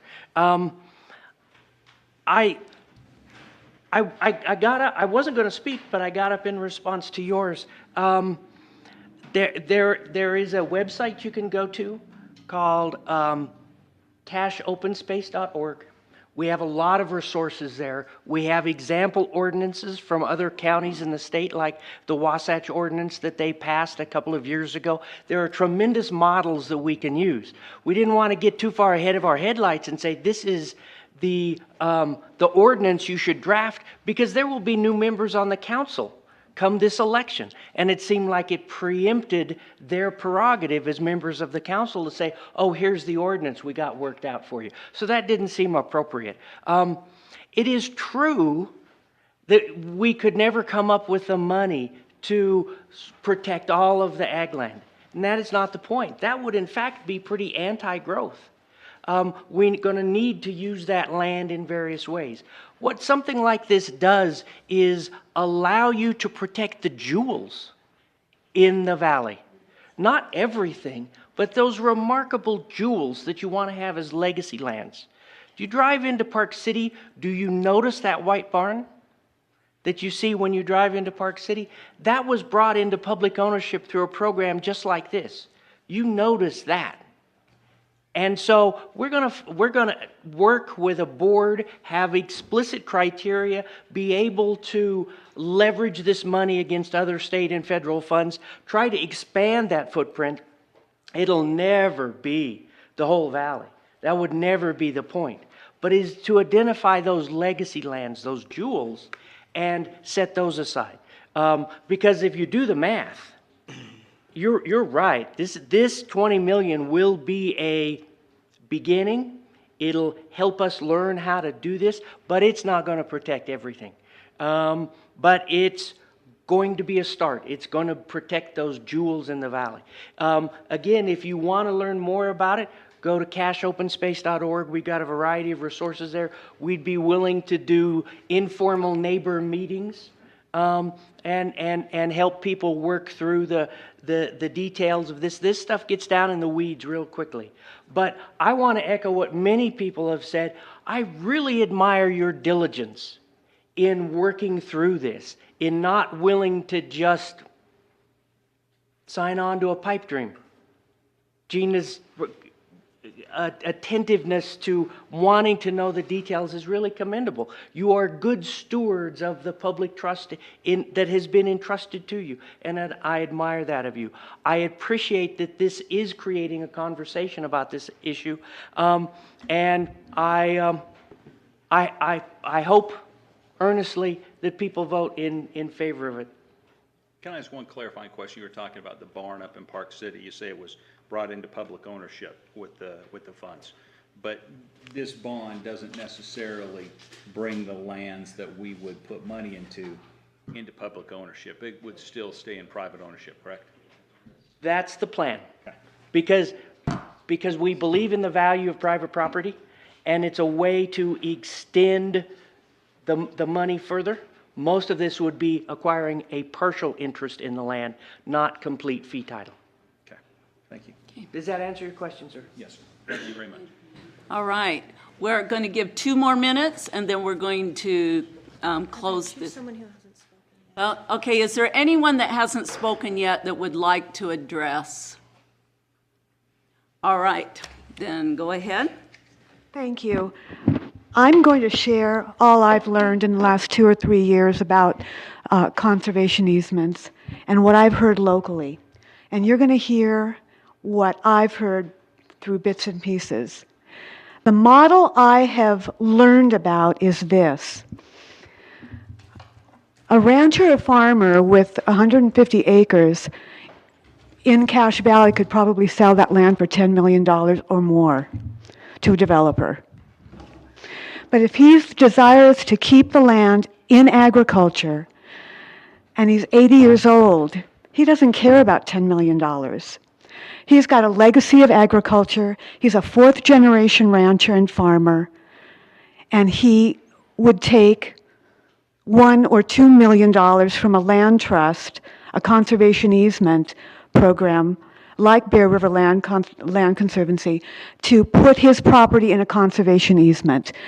Privately held, he can sell it to another owner for ag use only to perpetuity. That is my understanding about how this can work. So the conservation, the land conservancies can run this kind of money. That does include matched funds from state and federal entities into several ag-related properties in our valley. That landowner is making a huge commitment to the community by taking a real You have 30 discount. seconds, okay? That, if that clarifies it for some of you, that is the commitment they're making to the community. Their children are making a huge commitment to the community as well, because they're not insisting that that money go into their pockets and the land be sold to developers. So that's what I've heard about how this functions, and I say it's a win-win. Thank you. Thank you, Ms. Van Noy. All right. Move to close the public hearing. Okay, it's been moved and seconded that we close this public hearing on the open space bond ballot proposition. All in favor? Aye. Any opposed? And I do want to thank everyone that's come in and given their thoughts on this. Thank you for being here. All right, we Can I will. add something? Yes, please. I just want to say thanks to Jack and his folks, 'cause I know that you guys have worked really hard, and it's great to see citizens and past legislators not get retired and get involved. So I just want to tell you thank you very much for your work. I agree with that, so thank you. All right, we'll move on to the next public hearing, which is the RAPS tax ballot proposition. Thank you for being here. We'll wait till the room empties. Thank you. Oh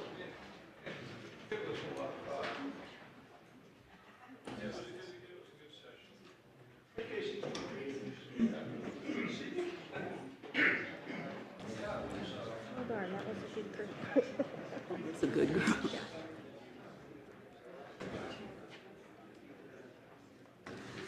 All right, we are opening the public hearing for the RAPS tax ballot proposition. Is there anyone here that would like to address that?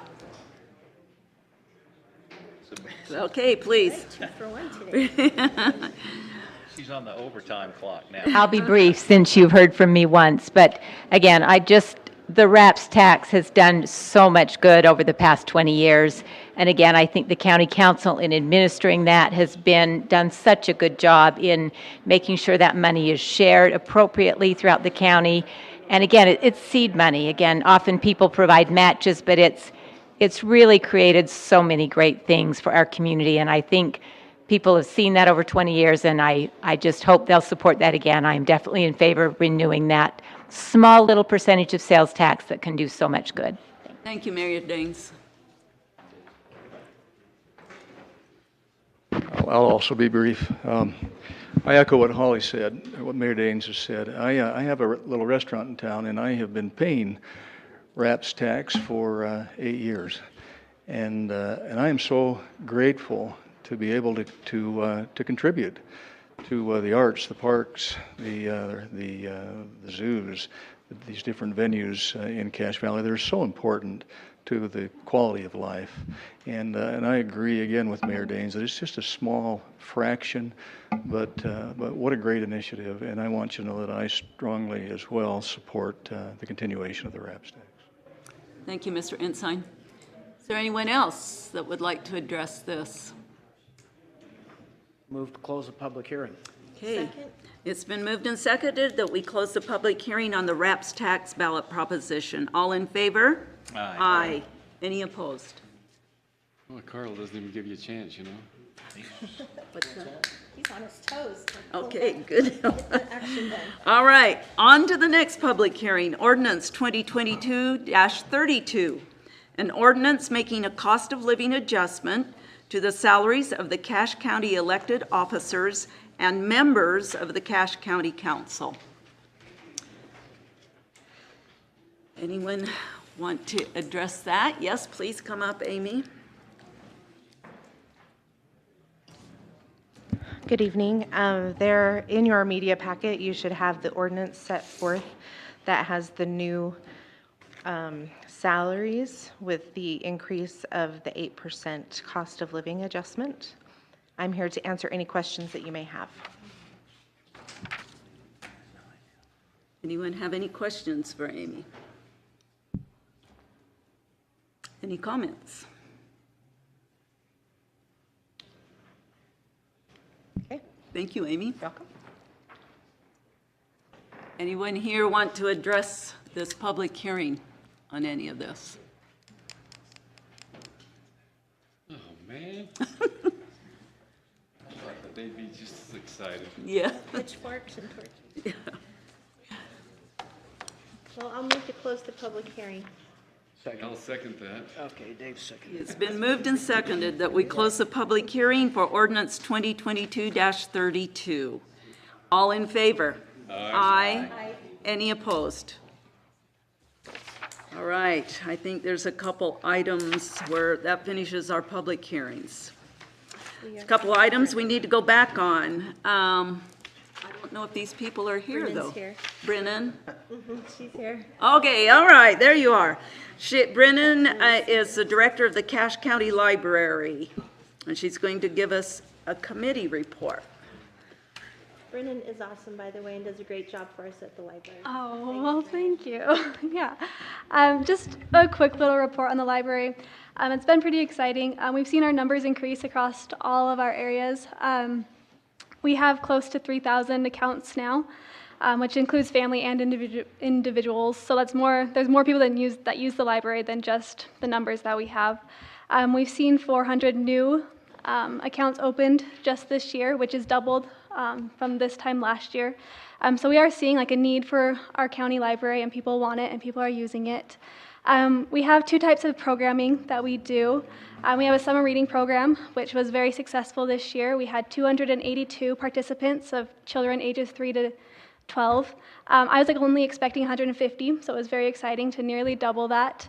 And then we have story times. We've held 69 story time events for children toddler age to preschool to kindergarten age, and we've had over 1,000 people attend those events. We've been promoting our online books and audio books a lot more, trying to get more people around the county involved with that through Overdrive and Libby. And we are seeing increases every month. More and more people are using that, which is great, and we like to see that. We're just sort of now starting with the library board and myself to look at ways to grow the library to get people outside of, Providence is 50% of our library users, and we're trying to really push getting people library services outside of Providence, which is where our library is located. And just doing that, just trying to serve more people and updating our library. It's been several years since some of our collections have updated or really been increased, and we're just trying to change that and make sure that the people who use the library have what they need. And I hear often how grateful people are for the library. Those that use it really love it.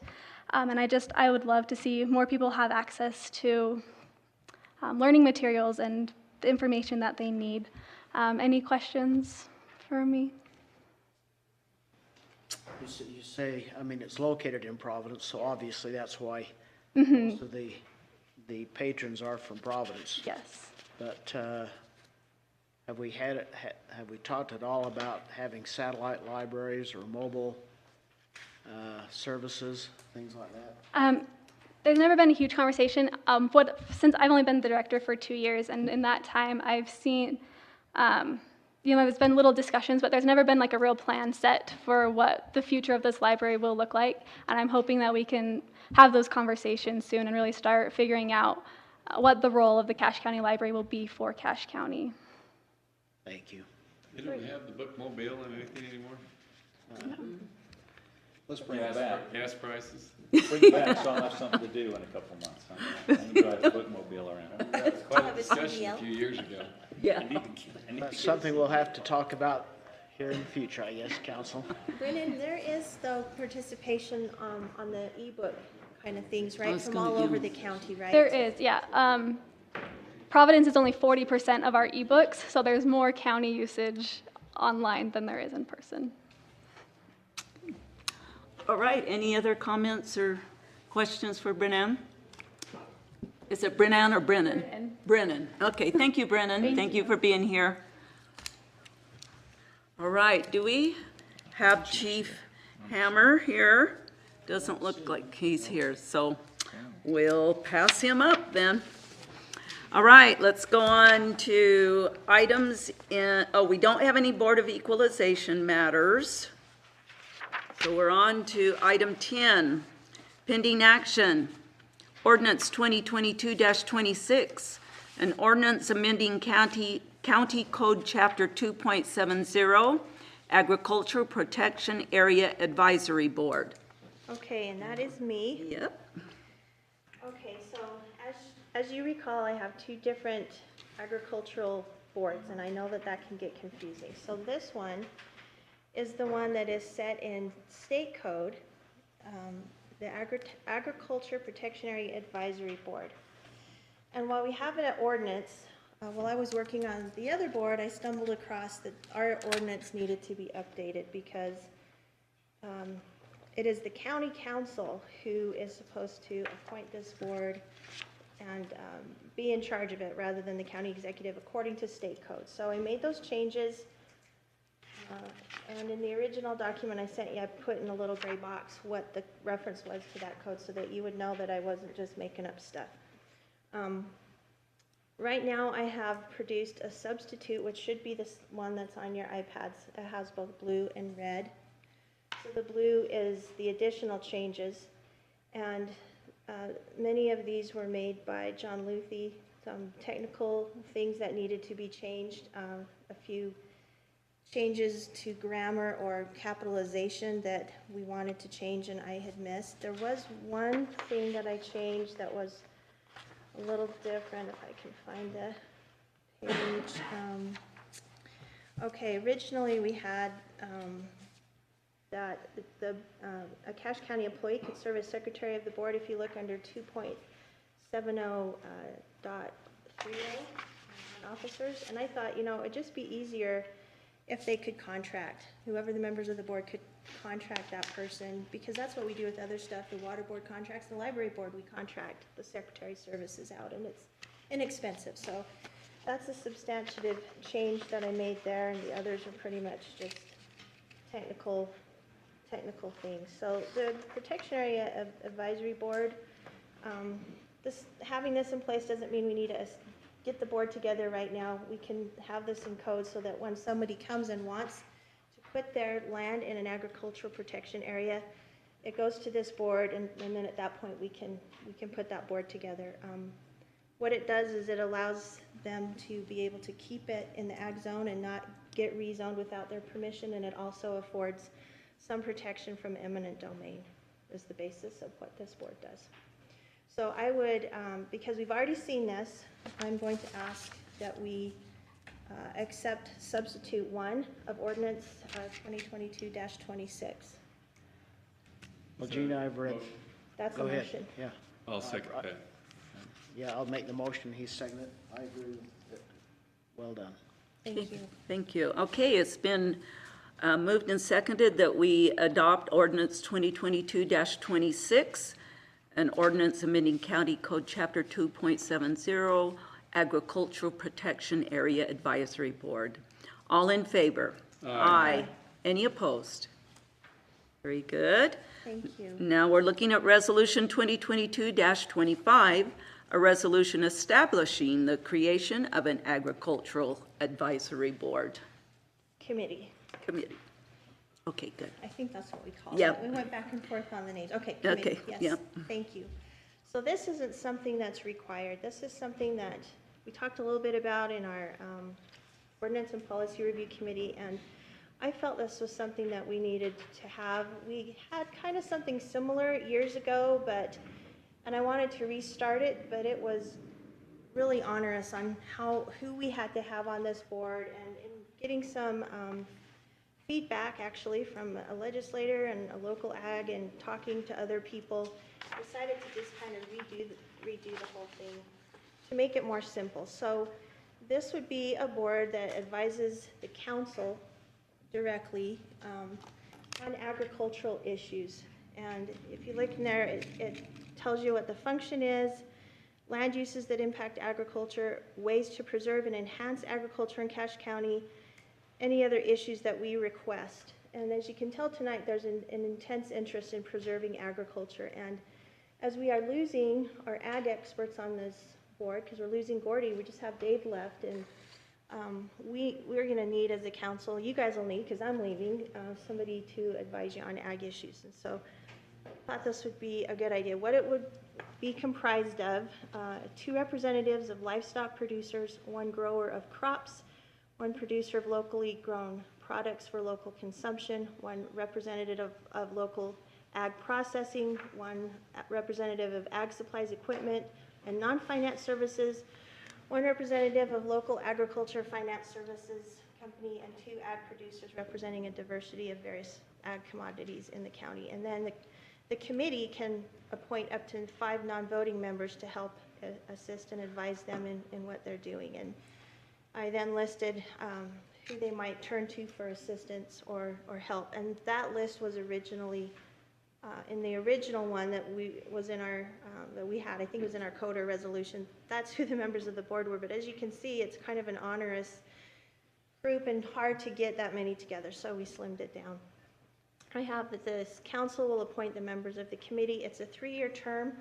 That way, in 3 years, the council can look at this committee and see if it's working or not, and if they want to renew those terms, or they want to change things or scrap it or whatever. I thought that 3 years would be a good time to get them going. So that's pretty much the basics of it. I think the rest of it's pretty standard stuff. Do you guys have any questions about it?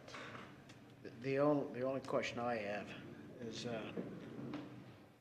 in the committee staffing and talked about the council budget funds to provide for clerical duties. Mm-hmm.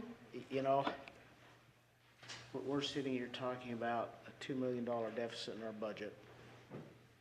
So we're adding here, we're adding a policy analyst, we're adding other things. We're continually increasing the cost of our county government. And with all of these layers that we continue to add for administration and other functions, and that's where I'm having heartburn. I mean, we budgeted for a lobbyist. I mean, we just keep adding and adding, and it's costing and costing, and it's no wonder that we have the budget deficit that we're looking at. And so I guess I like everything in there, but budgeting funds to provide for clerical duties. Okay, Carl, that's a point well taken. And when I put that in, I was thinking of kind of like what the library board does, or, you know, we just have a part-time person that they contract with, and it's only like a couple $1,000s a year. It's like just to take minutes or to send out notices or something like that. So I wasn't thinking of any full-time person or a large sum of money. It was rather minimal.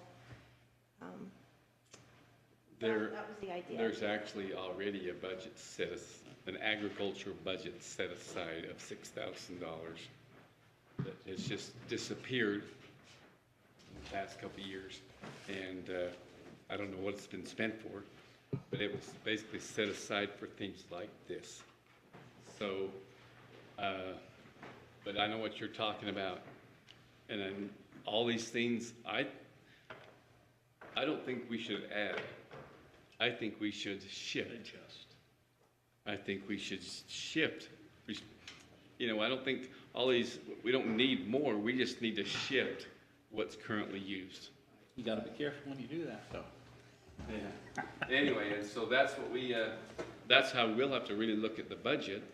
Policy analysts, things like, I say we shift from other places to pay for that. And so we don't have any increase. But for this, there was already some money set aside.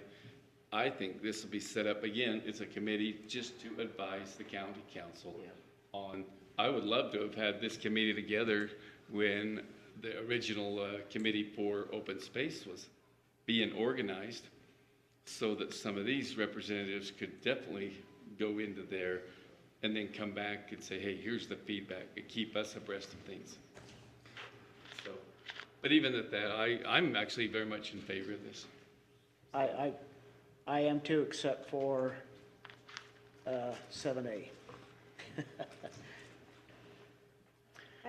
Well, Carl, I tell you what, let's do this, and then we can all get with Dave and work on shifting stuff around rather than adding. I think this is a great time for us to look at what we're doing, right? You don't need to have a calcified organization that just moves forward and just growing each year for no reason. You know, we don't need, oh, well, inflation is 8-point-something%, so we're just gonna build in 8% increase in our budget. I think we should really take a hard look at some stuff and adjust it around. I'm hugely supportive of that.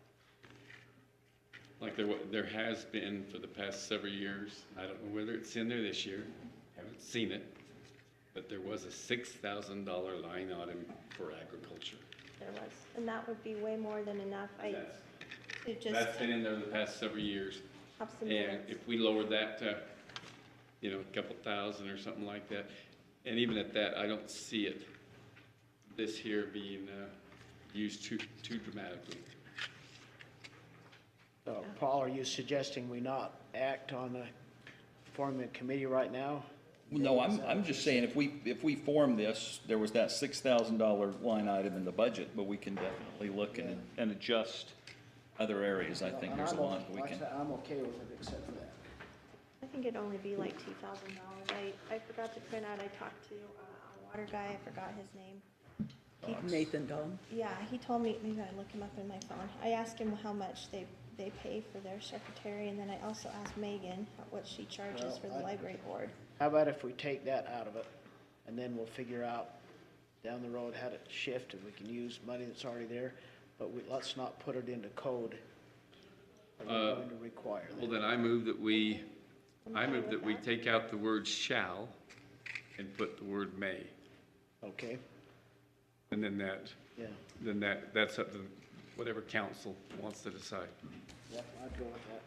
Okay, so that's a motion. I move to amend, I move that we change and strike out the word shall and add the word may in 7A sentence here.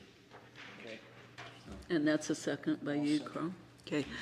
So it's been moved and seconded that we amend this resolution by changing the word shall to may in 7A, correct? All right, all in favor? Aye. Any opposed? Thank you, guys. All right, ordinance. Now we need to approve it. Oh, Oh, okay. it's been amended, now we need to approve the Okay. amended. I need a motion. We need to. I make a motion that we approve resolution 20, suspend the rules. Oh, this is on pending, so we're Pending. okay. Oh, we're on pending, and it's not initial. We gotta do that next. Thank you. I make a motion that we approve resolution 2022-25 as just amended. I will second that. Okay, it's been moved and seconded that we approve Resolution 2022-25 as amended. All in favor? Aye. Any opposed? Thank you. All right, moving on to Ordinance 2022-30, amending Title 17, Use Type 5810, Private Airport. an ordinance amending the county land use code as required by the adoption ordinance 2022-30, amending the definition and requirements applicable to use-related definition 5810 private airport. And Tim, you have some information for us? Yes, thank you. And thank you, Bart, for helping me get this to work smoothly. Appreciate that. What we'd like to do this evening is respond to some of the questions, the good questions that council posed during discussion following last meeting's hearing on this item. Following those questions, we'll reconsider the proposed amendments and also visit some of the public comments that have been made. So one question was just a request to help with visualization of the design standards from the FAA Airport Design Circular listed above. And here you see it in perspective. And the way it's drawn here is hypothetical, but to scale. And what it's displaying is the approximate minimum acreage for a typical private airport, the size of which can vary somewhat based on the fact that private airports are designed specific to the type of aircraft, the runway length, the departure and approach runway zones, et cetera. Well, what this shows is the width by length to meet those standards, similar to private airports that have been previously approved, plus siting a home and outbuildings and so forth. Looks like 35 to 40 acres of either land owned or with access right through easement. And then surrounding that is just a contextual, typical A10 development. So that's for some perspective. This provides a little more of the specific features in a private airport that relate to or specified in the design circular. And then with respect to the questions regarding state code and emergency landings and such, I'll turn some time over to Taylor. Thank you.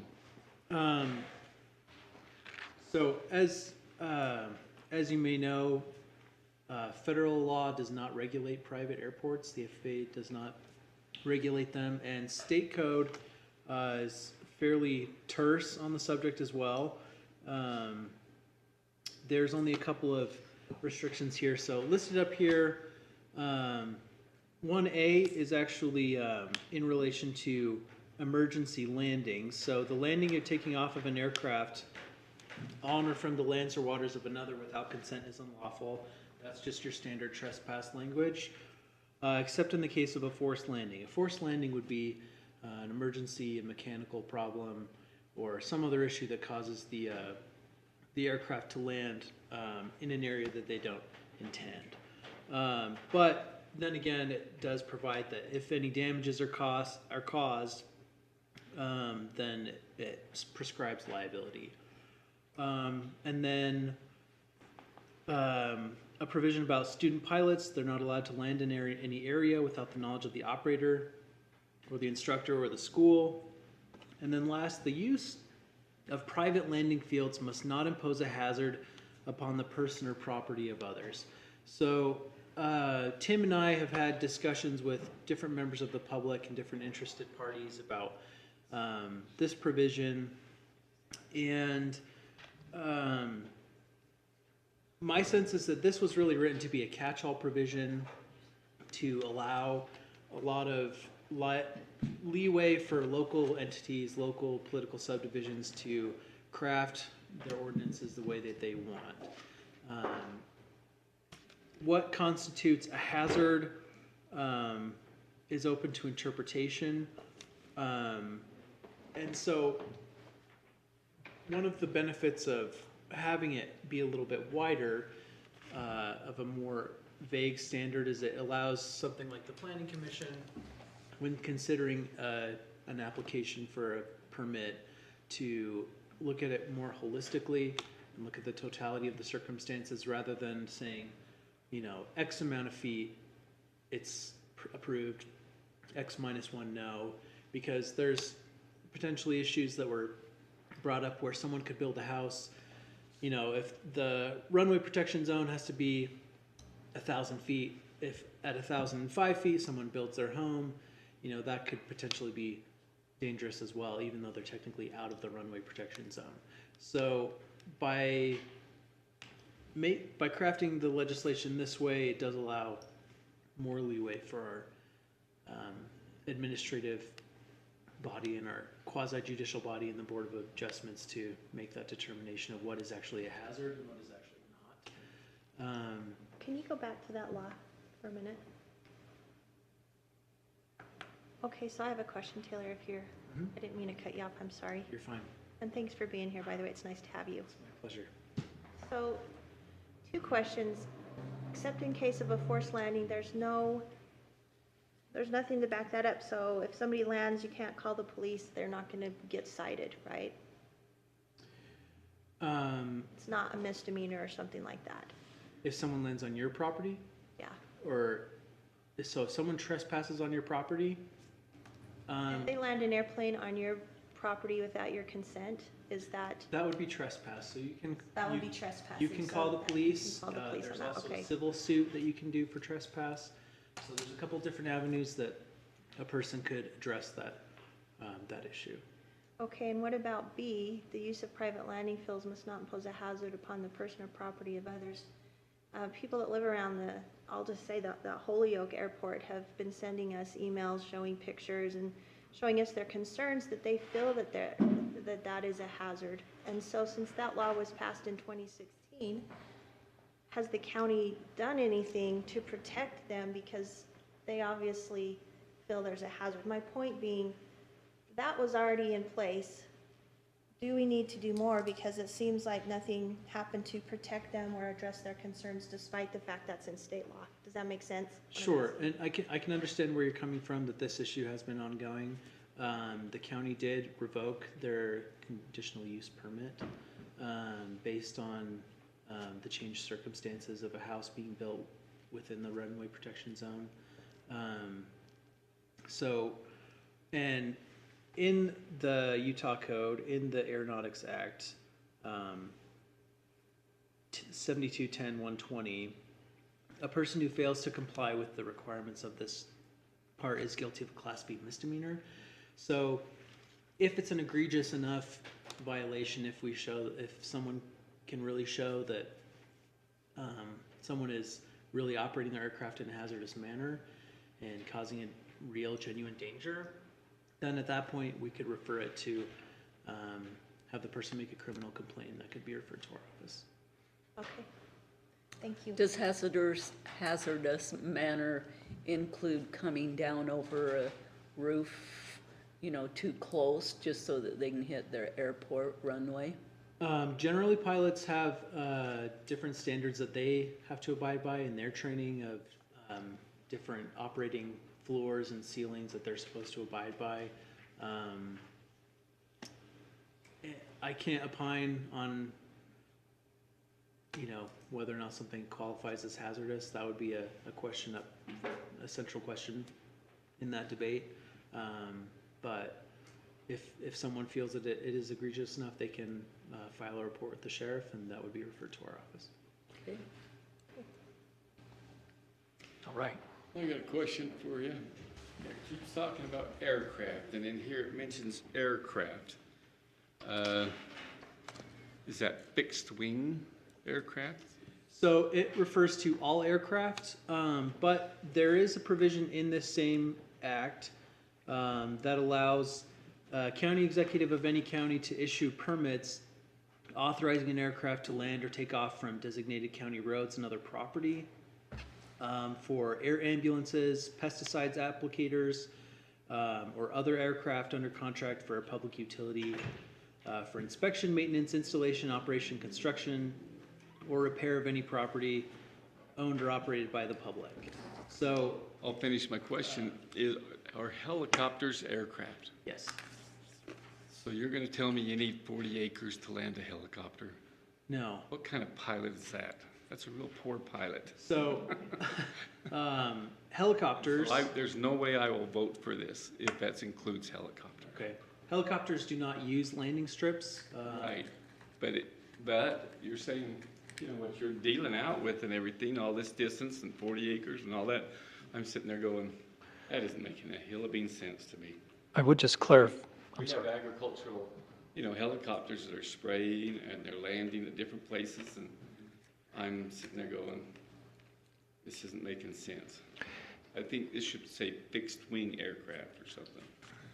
I appreciate the question, and I just offer that this design is based on particular aircraft that, in this case, were fixed wing.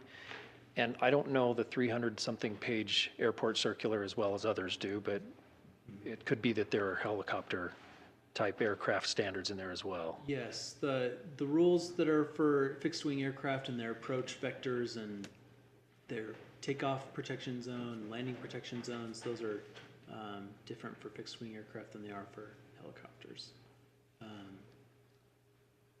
And it, so, I'm not sure if that answers your question or not.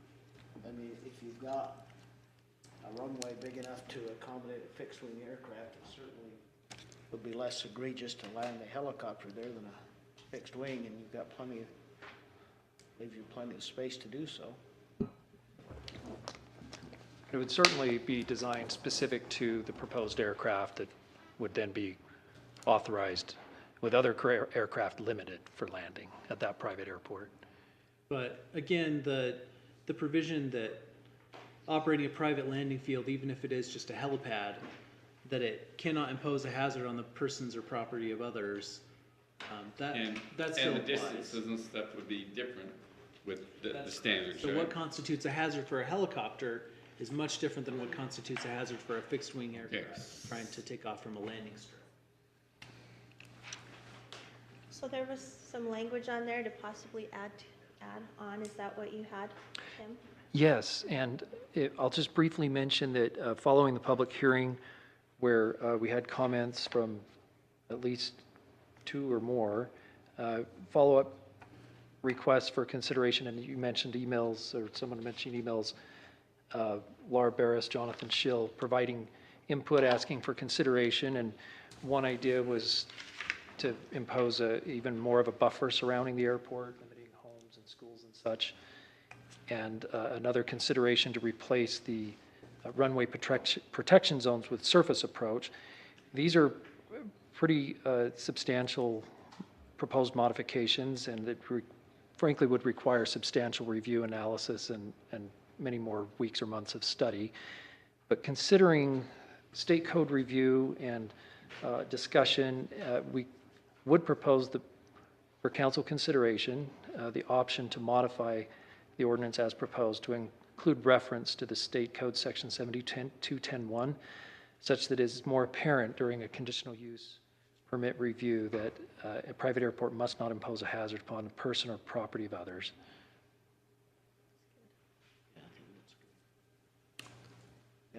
Thank you, Tim. Any more questions for either one of these gentlemen? Well, I'll make a motion that we amend, where are we? 2230? Yeah. Right? To add the blue language up there, the optional modification that proposed use of an airport must not impose a hazard upon the person or property of others as required in State Code Section 7210-1. I'll second. Okay, it's been moved and seconded that we approve ordinance 2022-30 with the We'll amend it first. amend it with the optional modification of the proposed use of the private airport imposing a hazard upon the person or property of others. Can I ask a question Yes. to our attorney?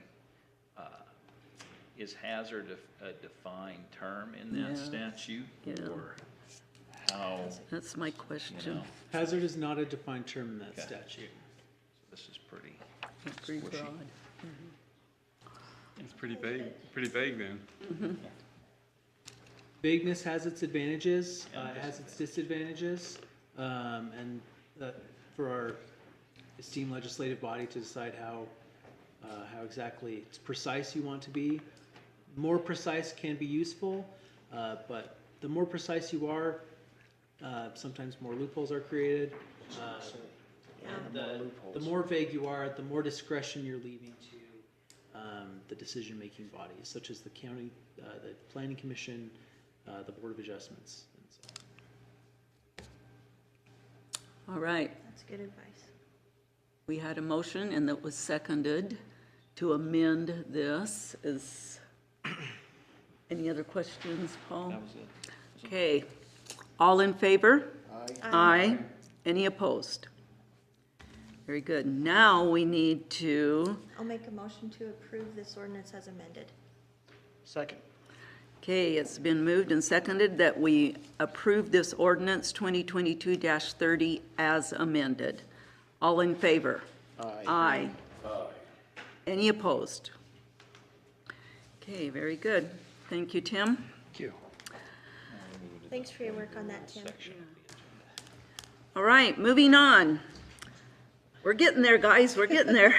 11A, ordinance. Yeah, ordinance 22-31, amendments to Title 17, use type 4100, recreational facility, campground definition, and schedule of zoning uses by zoning district. An ordinance amending the county land use code as required by the adoption of ordinance 2022-31, amending the definition and requirements applicable to use-related definition, 4100 recreational facility, campground definition, and schedule of zoning uses by zoning district. And we've been given information on this by Tim. Do we have, go ahead. Move to waive the rules, I guess, and approve ordinance 2022-31. Second. It's been moved and seconded that we waive the rules and approve ordinance 2022-31. All in favor? Aye. Any opposed? Thank you, Tim. Thank you. Okay, ordinance 2022-32, an ordinance making a cost of living adjustment to the salaries of the Cache County elected officers and members of the Cache County Council. Amy presented this. Do you have any additional questions or anything for Amy? I would move to make an amendment to that. Okay. An ordinance making a cost of living adjustments to the salaries of the Cache County elected officers, but not members of the Cache County Council. There are too many budget issues. And to raise taxes and to raise our salaries at the same time, that sure sends a bad message. Okay. But I think that goes for all of the elected officials. I'm struggling with this because when you get up into the amount of money we pay, some of our elected officials, 8%.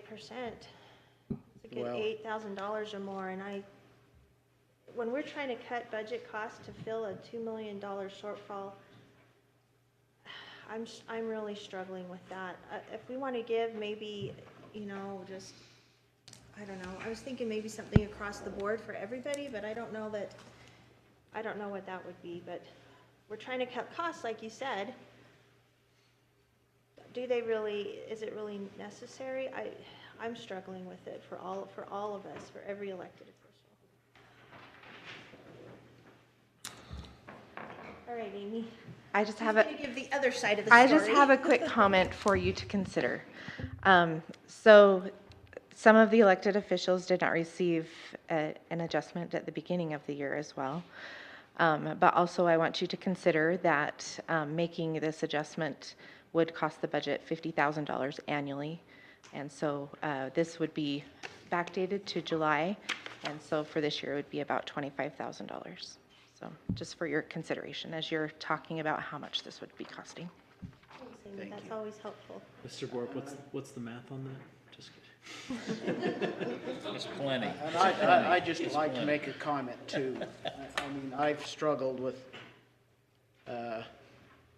we made salary increases to some of the elected officials and not to others. And I felt like we did that based on our displeasure with those other officials. But I think our decisions on salaries and cost of living adjustments need to be for the position, not for the person, because we don't choose who sits in those positions. We don't evaluate the work that those people do in those positions. We're not their supervisors. And for us to determine a salary increase for one elected official but not another one because we aren't happy with what they're doing in their position is not right. Because again, we didn't choose them, we don't supervise them, we don't perform performance evaluations. It's the voters who put them into office, and so as we consider these things, we need to consider the office, not the individual. That would be my comment. Thank you, Carl. I kind of want to echo some of what Carl has said because I really feel that we were unfair to especially one elected official who is doing a we know he's doing a very, very fine job. And we've kind of left him out in the cold, and I don't think that was the right thing to do with Mr. McAllister. So that's my comment on that too.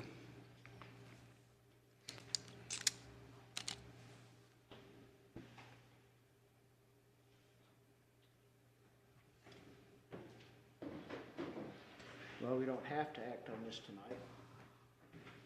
One more comment, sorry, to help you. As I've looked at, and I've presented this to you before, the difference between an elected official and the next highest paid person in that department, which is generally a chief deputy, but some elected officials do not have a chief deputy. With the cost of living adjustment that was just given to the employees, that has narrowed that difference. So I just wanted you to take that into consideration as well. Thank you. You're welcome. Thanks.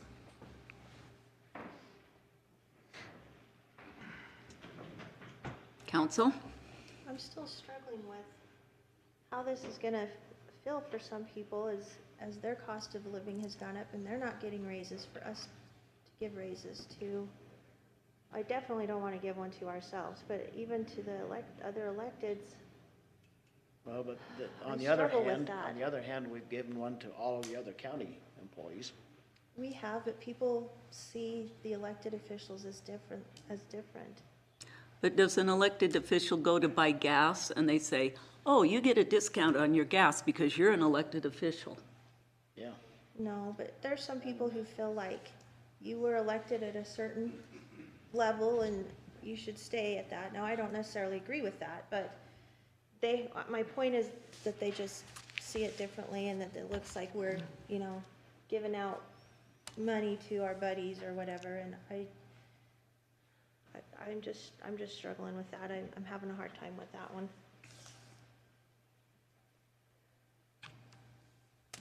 Could we maybe put it on the agenda again for next week and give some time to think about it? Or maybe get some feedback? I don't know. Leave it up to the council. What do you want to do?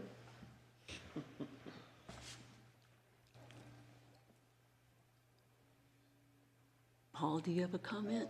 I don't think anybody's ready to make a motion so much. I've had plenty of trouble, so I'm just gonna. Okay. I'm sorry, Carl, what were you saying? I don't think anyone is jumping up to make a motion, so I think we're going to have to put it on there. All right. Okay, we haven't been able to make a motion, so it looks like we will leave Ordinance 2022-32 to our next meeting. Right. Thank you. All right, Ordinance 2022-33, an ordinance updating Cache County Code 8.12. That comes from the Attorney's Office. Okay. This is part of our ongoing effort to bring our county code into compliance with state code. Since the last time that this section of our code was changed, different references in the Utah code have changed, and the different state entities have been renamed from the Utah Air Conservation Committee to the Air Quality Board, and a couple of the state code references have changed as well. So this is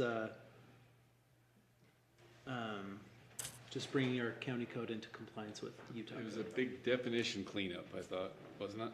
Yes. How it looks at everything and a few additions, but Yes, air contaminant, the definition of air contaminant has changed under Utah code. It is now air pollutant. It's no longer specified in our code. It just references 42 USC section 7602, rather than just stating out plainly gas vapor or a couple of other pollutants there. And I move that we waive the rules and pass ordinance 2022-33. Second. Okay, it's been moved and seconded that we waive the rules and pass ordinance 2022-33. All in favor? Aye. Aye. Any opposed? Thank you. Okay, ordinance 2022-34, an ordinance amending County Code Chapter 3.04.090, transfers. And Paul, was this something you? So I can speak to this just a little bit. You know, we've been going back and forth on the budget, and this gets to the ambiguity issue we talked a little bit earlier about. I firmly believe, and I think we have good cause, that what happened earlier this year was a transfer in violation of 30.04.090. And it wasn't just one transfer, it was multiple transfers. Those were functional transfers, absolutely could be defined under transfer. There's been a little bit of back and forth on that. So this cleans that language up a little bit more to make it very specific that transfers would include a functional transfer, so that the money doesn't have to go from one account to another account to get paid. You can't pay it directly either. This cleans that up. I'd make a motion to approve ordinance 2022-34. Waive the rules. Oh, waive the rules. Where's Cache County Council is the vested? Should strike the, on the very first whereas. What we're striking? Just the word The? Okay. Okay, yes. Yeah, okay. Make that in your motion, it will be that. I'll second that, by the way. Okay.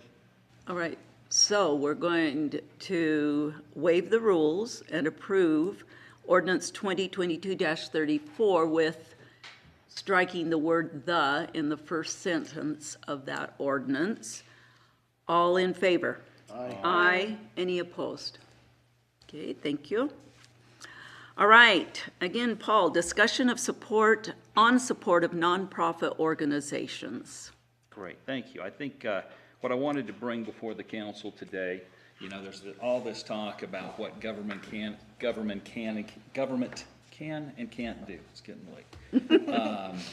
And government's good, fairly good at a few things, and really poor at most of them, especially things that are out of its lane.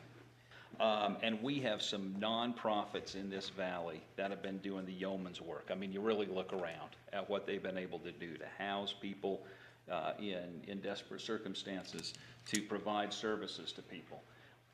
I don't want the county getting in competition with folks that are competent and have been delivering services to this community for decades and have been very, very good at it. And I think that there's ways that we can work with them rather than just, to Carl's point, throwing money everywhere. You know, you can throw money at a lot of problems and never solve them. Now they're just more expensive problems. But we have some resources that we can help them with. You know, if they need some chip seal on maybe a private road, or they have some trees that are down, and we've got some crews that can come in and help them with the trees. I'd like to get that out there to figure out how we can maybe do some, you know, in-kind donations so that these nonprofits don't have to use their funds, that they're way more efficient with than we would ever be on that kind of thing that we can then help them with to have them keep those problems from landing in our community. With no control mechanisms expected. Correct, yeah. We're gonna donate, and there's nothing that, they don't need to give us something back so that I could show up at a gala and shake hands and kiss babies. No, no, no, no. There's none of that. We're sending some folks out to do that, and I don't know what kind of process we need or how you'd like to see it. Set a policy? Some type of policy to make it pretty easy that, hey, we've got this issue. They can coordinate with maybe the with Matt at the road department or somebody at developmental services to just provide some service to those nonprofits that are doing. On a volunteer base. Yeah. Okay. Even on a Yeah. volunteer basis, just utilize some of those resources that the county has. One question that comes to mind, though, is do we have nonprofits who are located in the in unincorporated county? I mean, how would we handle, say, those that are located in Logan? And, Why would that be different? well, I think anything that we do would have to be coordinated. I mean, if you go in and chip seal a driveway in Logan City. Oh, true, right. But if it's a private road, if I'm doing a private road, do I coordinate with Logan City or I just get a permit? Matt, how does that work on when we're doing like a chip seal on a road within a city or private road or something like that? Do you know? As long as it's not within Logan City, it shouldn't be, I mean, if Josh had a private road somewhere in one of his developments, I mean, it doesn't matter where it is, it's private properties. But they'd still have to get a permit in order to go in and do it, right? No, you don't, there's a lot of, like, top jobs will come in and do your asphalt sealing and that for all those private places or parking lots. Typically, you don't need a permit to come in and do that. Okay. So, I mean, if everybody's amenable to that, is there any major concerns with us engaging with the nonprofits to do that kind of thing? Just create, there's some options. Yeah. There's some options rather than just dumping dollars. So we need a policy drawn up on that? or- I'd imagine. I think we should have something in writing. Yeah, I do too. So if we can get And that. refer to. Okay. If we can get some type of a policy pretty quickly drawn up so that then we Do you want me can, to write something, if you Paul? could, that'd be great, that we could then look at and just say, Write hey, it here's in. kind of just some, and nothing too, we don't need a whole write-up and a grant application or anything, but hey, we got some requests.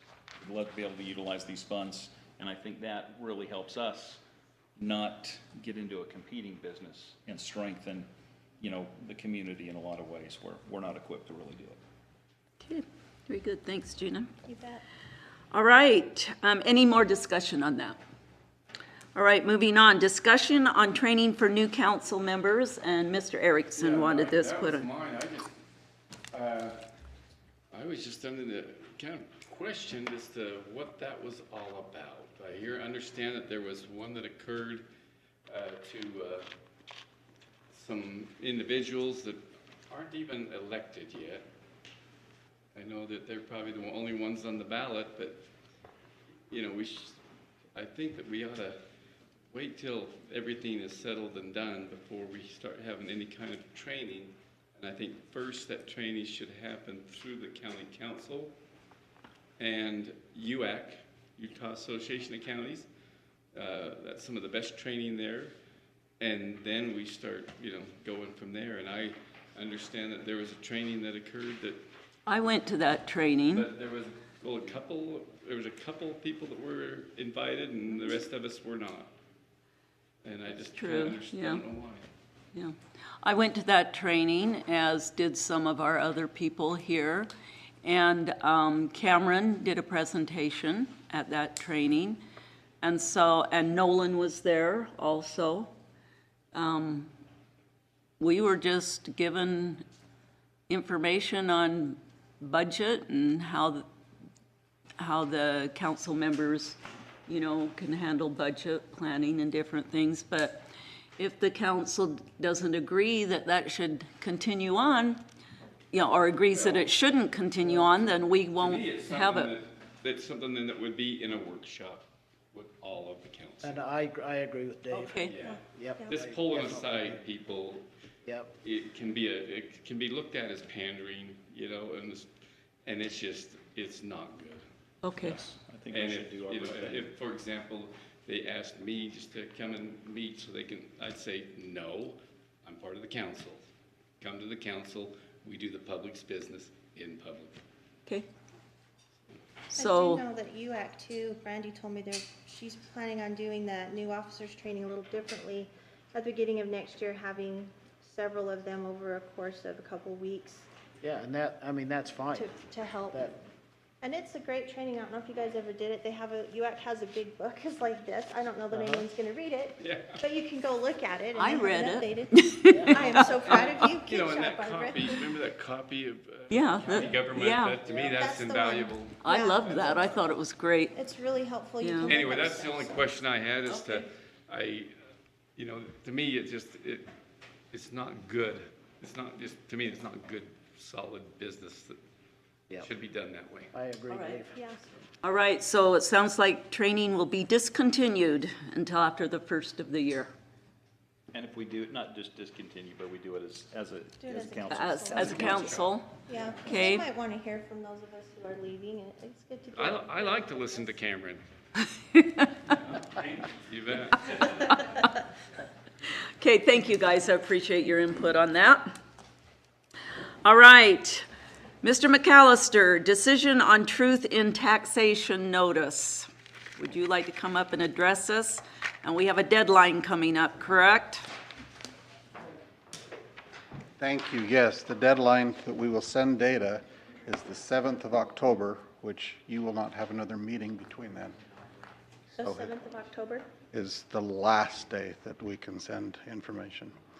So if there's information for what would be page 3 of the tax notice, it's an additional page. I generally have used the bottom portion of that page for more information as far as how you can pay. But if a decision is not to keep or not to hold that, then I would attempt to get that second page either removed, or we'd add a letter or a paragraph from the county council saying that we've chosen not to increase and waive those costs. And if that's the way we do it, then I would hope that there would be a paragraph from the county council. On the flip side of that, you do not have to make that decision whether you're increasing taxes now. It's setting a date. It's setting a date that further discussion, further planning, and information can happen. If we choose not to do that, then our window is now expired, and now our course is very time sensitive because you have to get it approved because it's an election, and you have to notice every taxpayer individually, which at 55 cents for a letter, postcards, yes, are cheaper, but you lose that opportunity to mass do it at one mailing.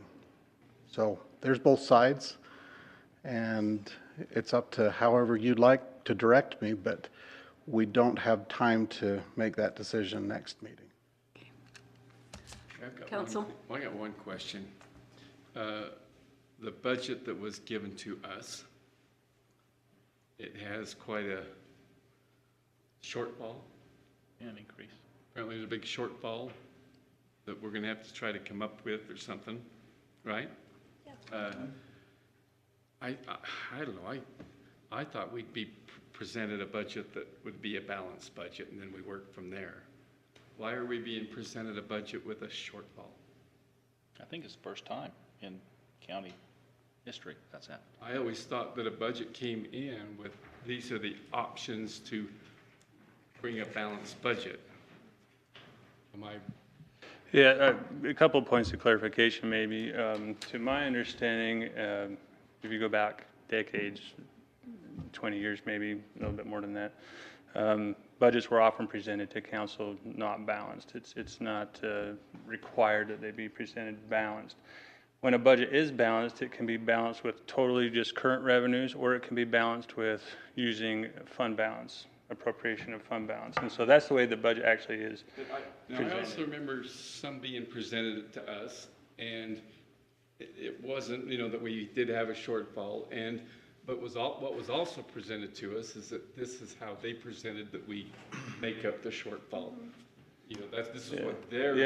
This is what the county executive's stance was to make up that shortfall, and then we worked at it from there. Yeah, and so the way I think it's... What is our county executive's stance and how we will fix the $2 million deficit? Yeah, so what I've been directed to do is he's not proposing any tax increase whatsoever, and the shortfalls that we see in there's a few funds there, but the shortfalls would be to use the fund balance. So Municipal Services Fund has a fund balance that could be used to balance that revenue for next year, and that was discussed to some degree earlier today about you can do that this year, but the fee schedule needs to be reviewed and to see what type of impact fees and other fees that could be brought in for that. There's an additional transfer from the general fund to the senior center or the Council on Aging Fund, addressing shortfalls in revenues there. So it's balanced, but it's balanced with a transfer from the general fund. The general fund is being balanced with fund balance, appropriation of fund balance. So the sentiment that was expressed to me was that with the inflation and those types of things, I didn't feel like it was a good year to propose a tax increase, and we have a healthy fund balance, and so he wanted to use that method of balancing funds instead. So to restate that a little bit, because we're not the federal government, we can't deficit spend, but we're essentially deficit spending because we're going to say we're dipping into savings now rather than. Right. Well, yes, in that technical sense, but also we shouldn't sit on millions and millions of dollars. Otherwise, we have the argument that we've taxed too much. I think there's an ebb and flow of tax revenues. That's why we have fund balance and can draw on that from time to time, and that's the proposal for this year. So how much do we have in fund balance relative to what the maximum we can have? In the general fund, we actually would need to use some. We're in a position where we need to use them because we're higher than those maximums. However, you can appropriate those for specific purposes, so it doesn't have to be appropriated into the current budget. You could transfer it for a future capital project. You could do a number of things with it, and so that's where it becomes a policy decision on whether to accept it the way it's presented or whether to use fund balance in any other way. We could use it to pay down some debt if we needed to. That actually is a proposal in the balance, yes. Cameron, just for the record, I looked up the definition of budget in state law, and I apologize I don't have it here, but it does say that the definition of a budget is to show the expenditures and then how you pay for it, implying that it's supposed to be balanced. Well, it does. You have to understand in budget terms, appropriation of fund balance is a revenue source for the budget. So when you appropriate fund balance so that your revenues equal your expenditures, that's a balanced budget. But you can then flip and make the argument and say, well, you're not using it total in current revenue, so it's deficit or it's not balanced. But in those terms, that's what that implies. Otherwise, you would never be able to use your fund balance. So I don't think any of us want to raise taxes, do we? No. No. I don't. So, did that answer everyone's questions? Any other questions? Thank you, Cameron. So let's. Basically, what we're saying is that we're not going to do a truth in taxation notice, and we're going to cover the budget with fund balance. And cuts if we have to. Or cut some things. Transfer some things around. Like we heard from us today, they're like, we don't need this, they were figuring out how to cut in their budget. Thank you for the advice and direction. When you make that consideration with retiring debt, we are at an opportunity of our debt is at 2.5%. If you were to go and need additional debt based on Fed raising theirs last 21st and what they anticipate, again, you will not get that same rate.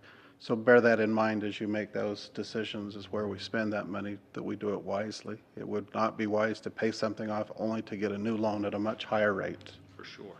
And particularly where we're locked in at very good terms because of that. But would you be interested in a paragraph, if I were to be able to pull that the county council has chosen not to raise? Or do we want to just try to take the whole page 3 and 4 out? 4 is blank, but I have to think about it in terms of first and back, which are the essentials. The next one is where generally that truth in taxation, and then I use the bottom for whether there's overpayments or right now it's for just information. Well, it ought to be stated that we are not. And I think that would be a wise, again, truth will not, because it's what normally they're used to. Then we can still use, I think the cost, I'll look at the cost to find out what the savings of that would be. There is a little bit of a cost that's sunk because of envelopes. They wait, but that's going to be very minimal as far as what the cost of What's envelopes. interesting is even if we say we're not gonna raise taxes, there'll be some values in some homes that may still Oh, raise. there's a significant of those that already are in my office. But also in that same vein, there are significant people who didn't have a change in value or not as much of a change in value whose taxes went down. A lot of people, in fact. Are they appealing? Oh, they're not appealing. We never saw And those. you never hear about those. I need to pay my share. Yeah. Thank you for your direction. Thank you. Thank you, Craig. All right. Last item, discussion on county council policy analyst. Can I make a suggestion that Yes, sir. I mean, that's not something we need to act on right now. Can I suggest that we put this off? This goes back to my concerns about continuing to grow our overhead. And so I'd like some time to read over this in a little more detail. Determine whether or not that's really something we need.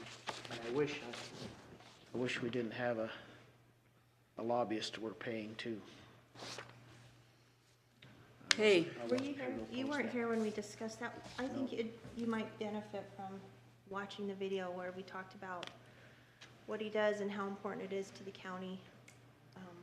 And as far as the policy analyst, I'm always for this. I feel like, and I know as chair, and Barbara, I'm sure, I know, I've watched Barbara just work so hard.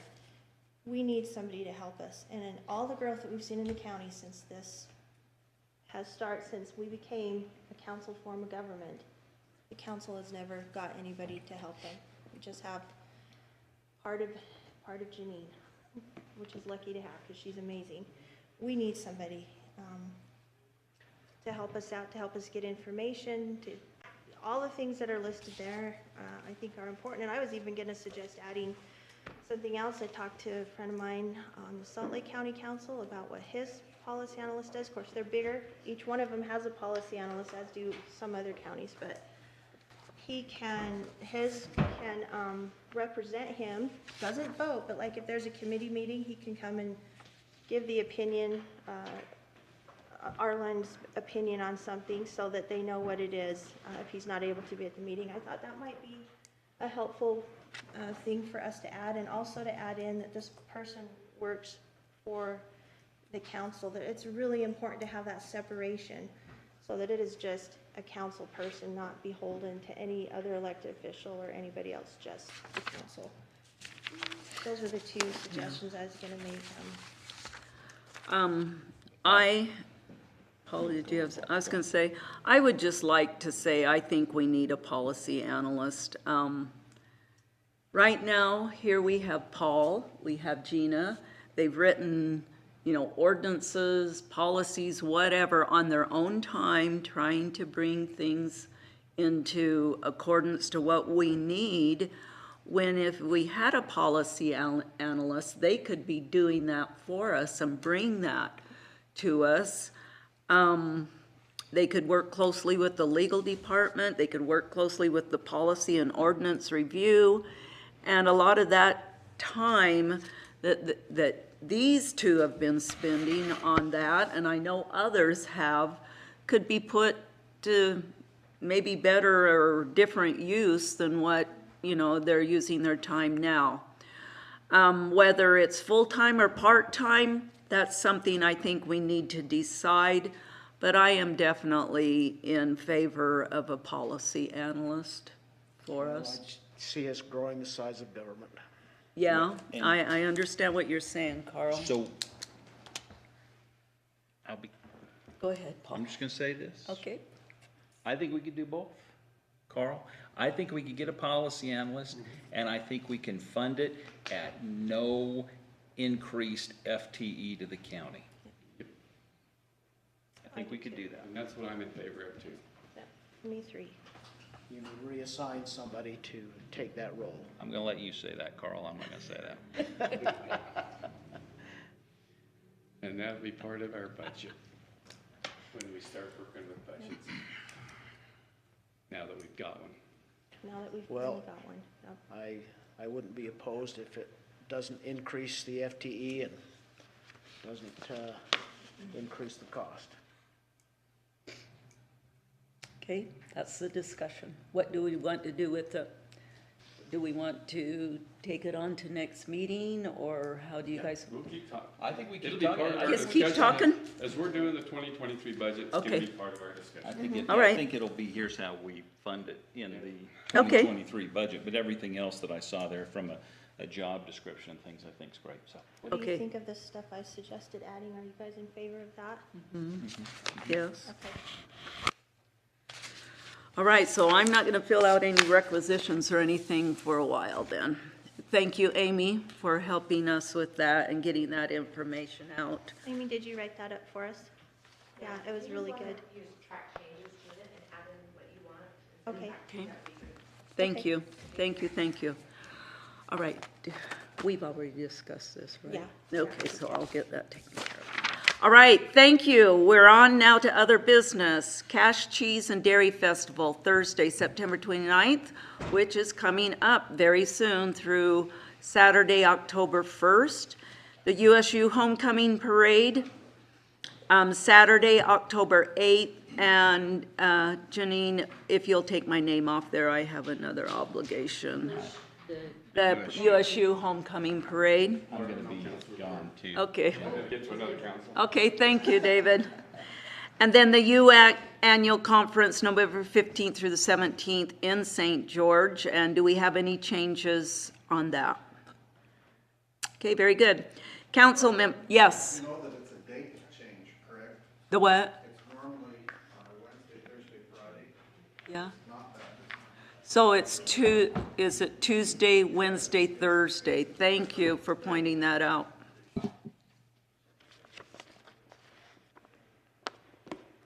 Great. Okay. Council member reports. Mr. Bora. Let's get out of here. Okay. Carl? Just one quick comment. We need to set up a meeting with our state legislators sometime in November, prior to the start of their legislature, so that we can commune with them what our concerns are and Okay. what our needs are. And let's have Terry Gibson come to that too. Yeah. Perfect. I mean. In November?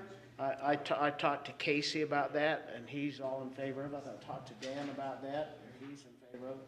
Okay. I haven't talked to Chris. I think Yeah. I've talked to him a little bit about it. Do you think it'd be best to do that after UAC or before UAC? Before, I think. Before UAC? Okay, Because we get who, into are you saying you Oh, want yeah, me to and- set that up? Yeah. Okay. Can. If you had a policy analyst, they could do that. Yeah, if we had a policy analyst, that would be great. And then the only other thing, again, relates to our legislators. I would like to see us initiate again having Saturday morning person-to-person meetings with them. Okay. And just use our multipurpose room over here and have that opened up again so that we can talk to them. Okay. Okay, thanks, Carl. There's too much that goes on down there that affects counties, and we lose local control. So we need to make sure that we are heard. All right, is there a date that someone just cannot absolutely make for that meeting? And do we,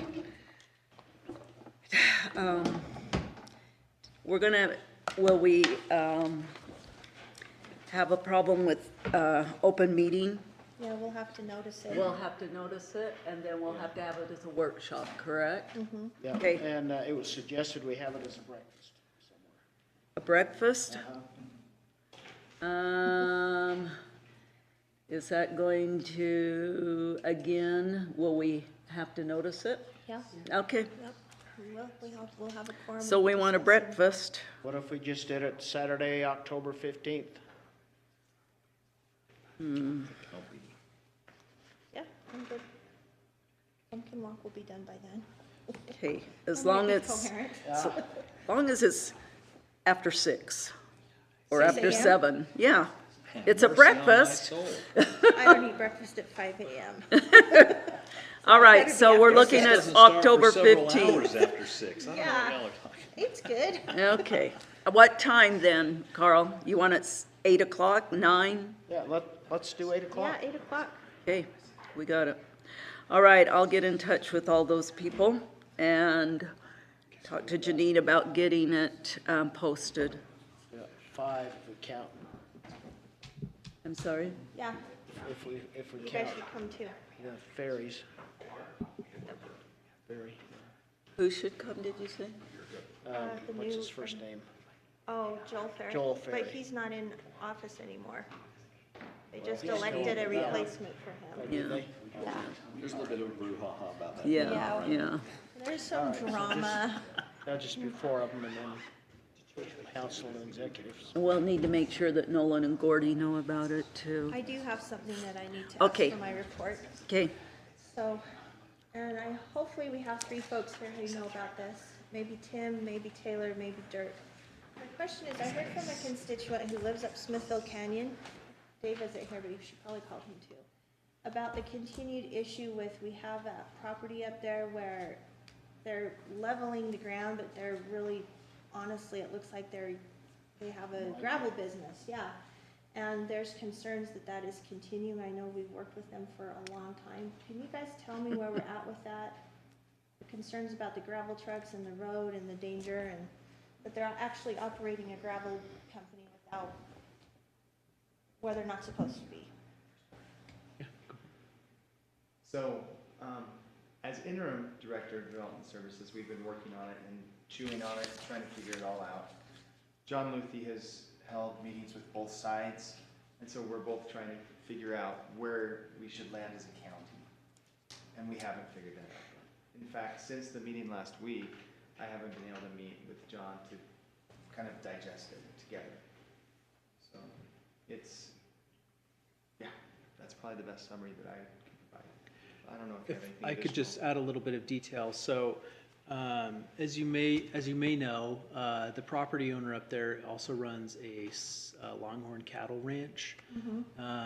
And there is a provision in our code that states that mineral extraction and large amounts of earth can't be moved, but there is an exception in there, a carve-out for agricultural activity and normal cultivation. So what we're working on with their council is whether or not their activities are incidental to the agricultural activities that are going on there or not. As we're conscious that the county wants to support innovative ag uses that preserve open space and that allow our farmers to be profitable, to self-sustain, but we're also conscious that there are other factors at play here. So we're working with their council to bring it to a good resolution. Okay, so it's being worked on, it's not being ignored or anything like that. You guys are working on it. Every week Okay. for the past several, I know I've been meeting with staff and trying to figure things out. I've been up to the site. John has been up to the site. Several members of development services have also been up there. Like recently. Thank you very much. I'm going to guess incidental isn't a defined term. Normal. That looks like a no. Discretion is the That looks like a no. discretion is all right. That's all I had, thank you. Any other items? I have nothing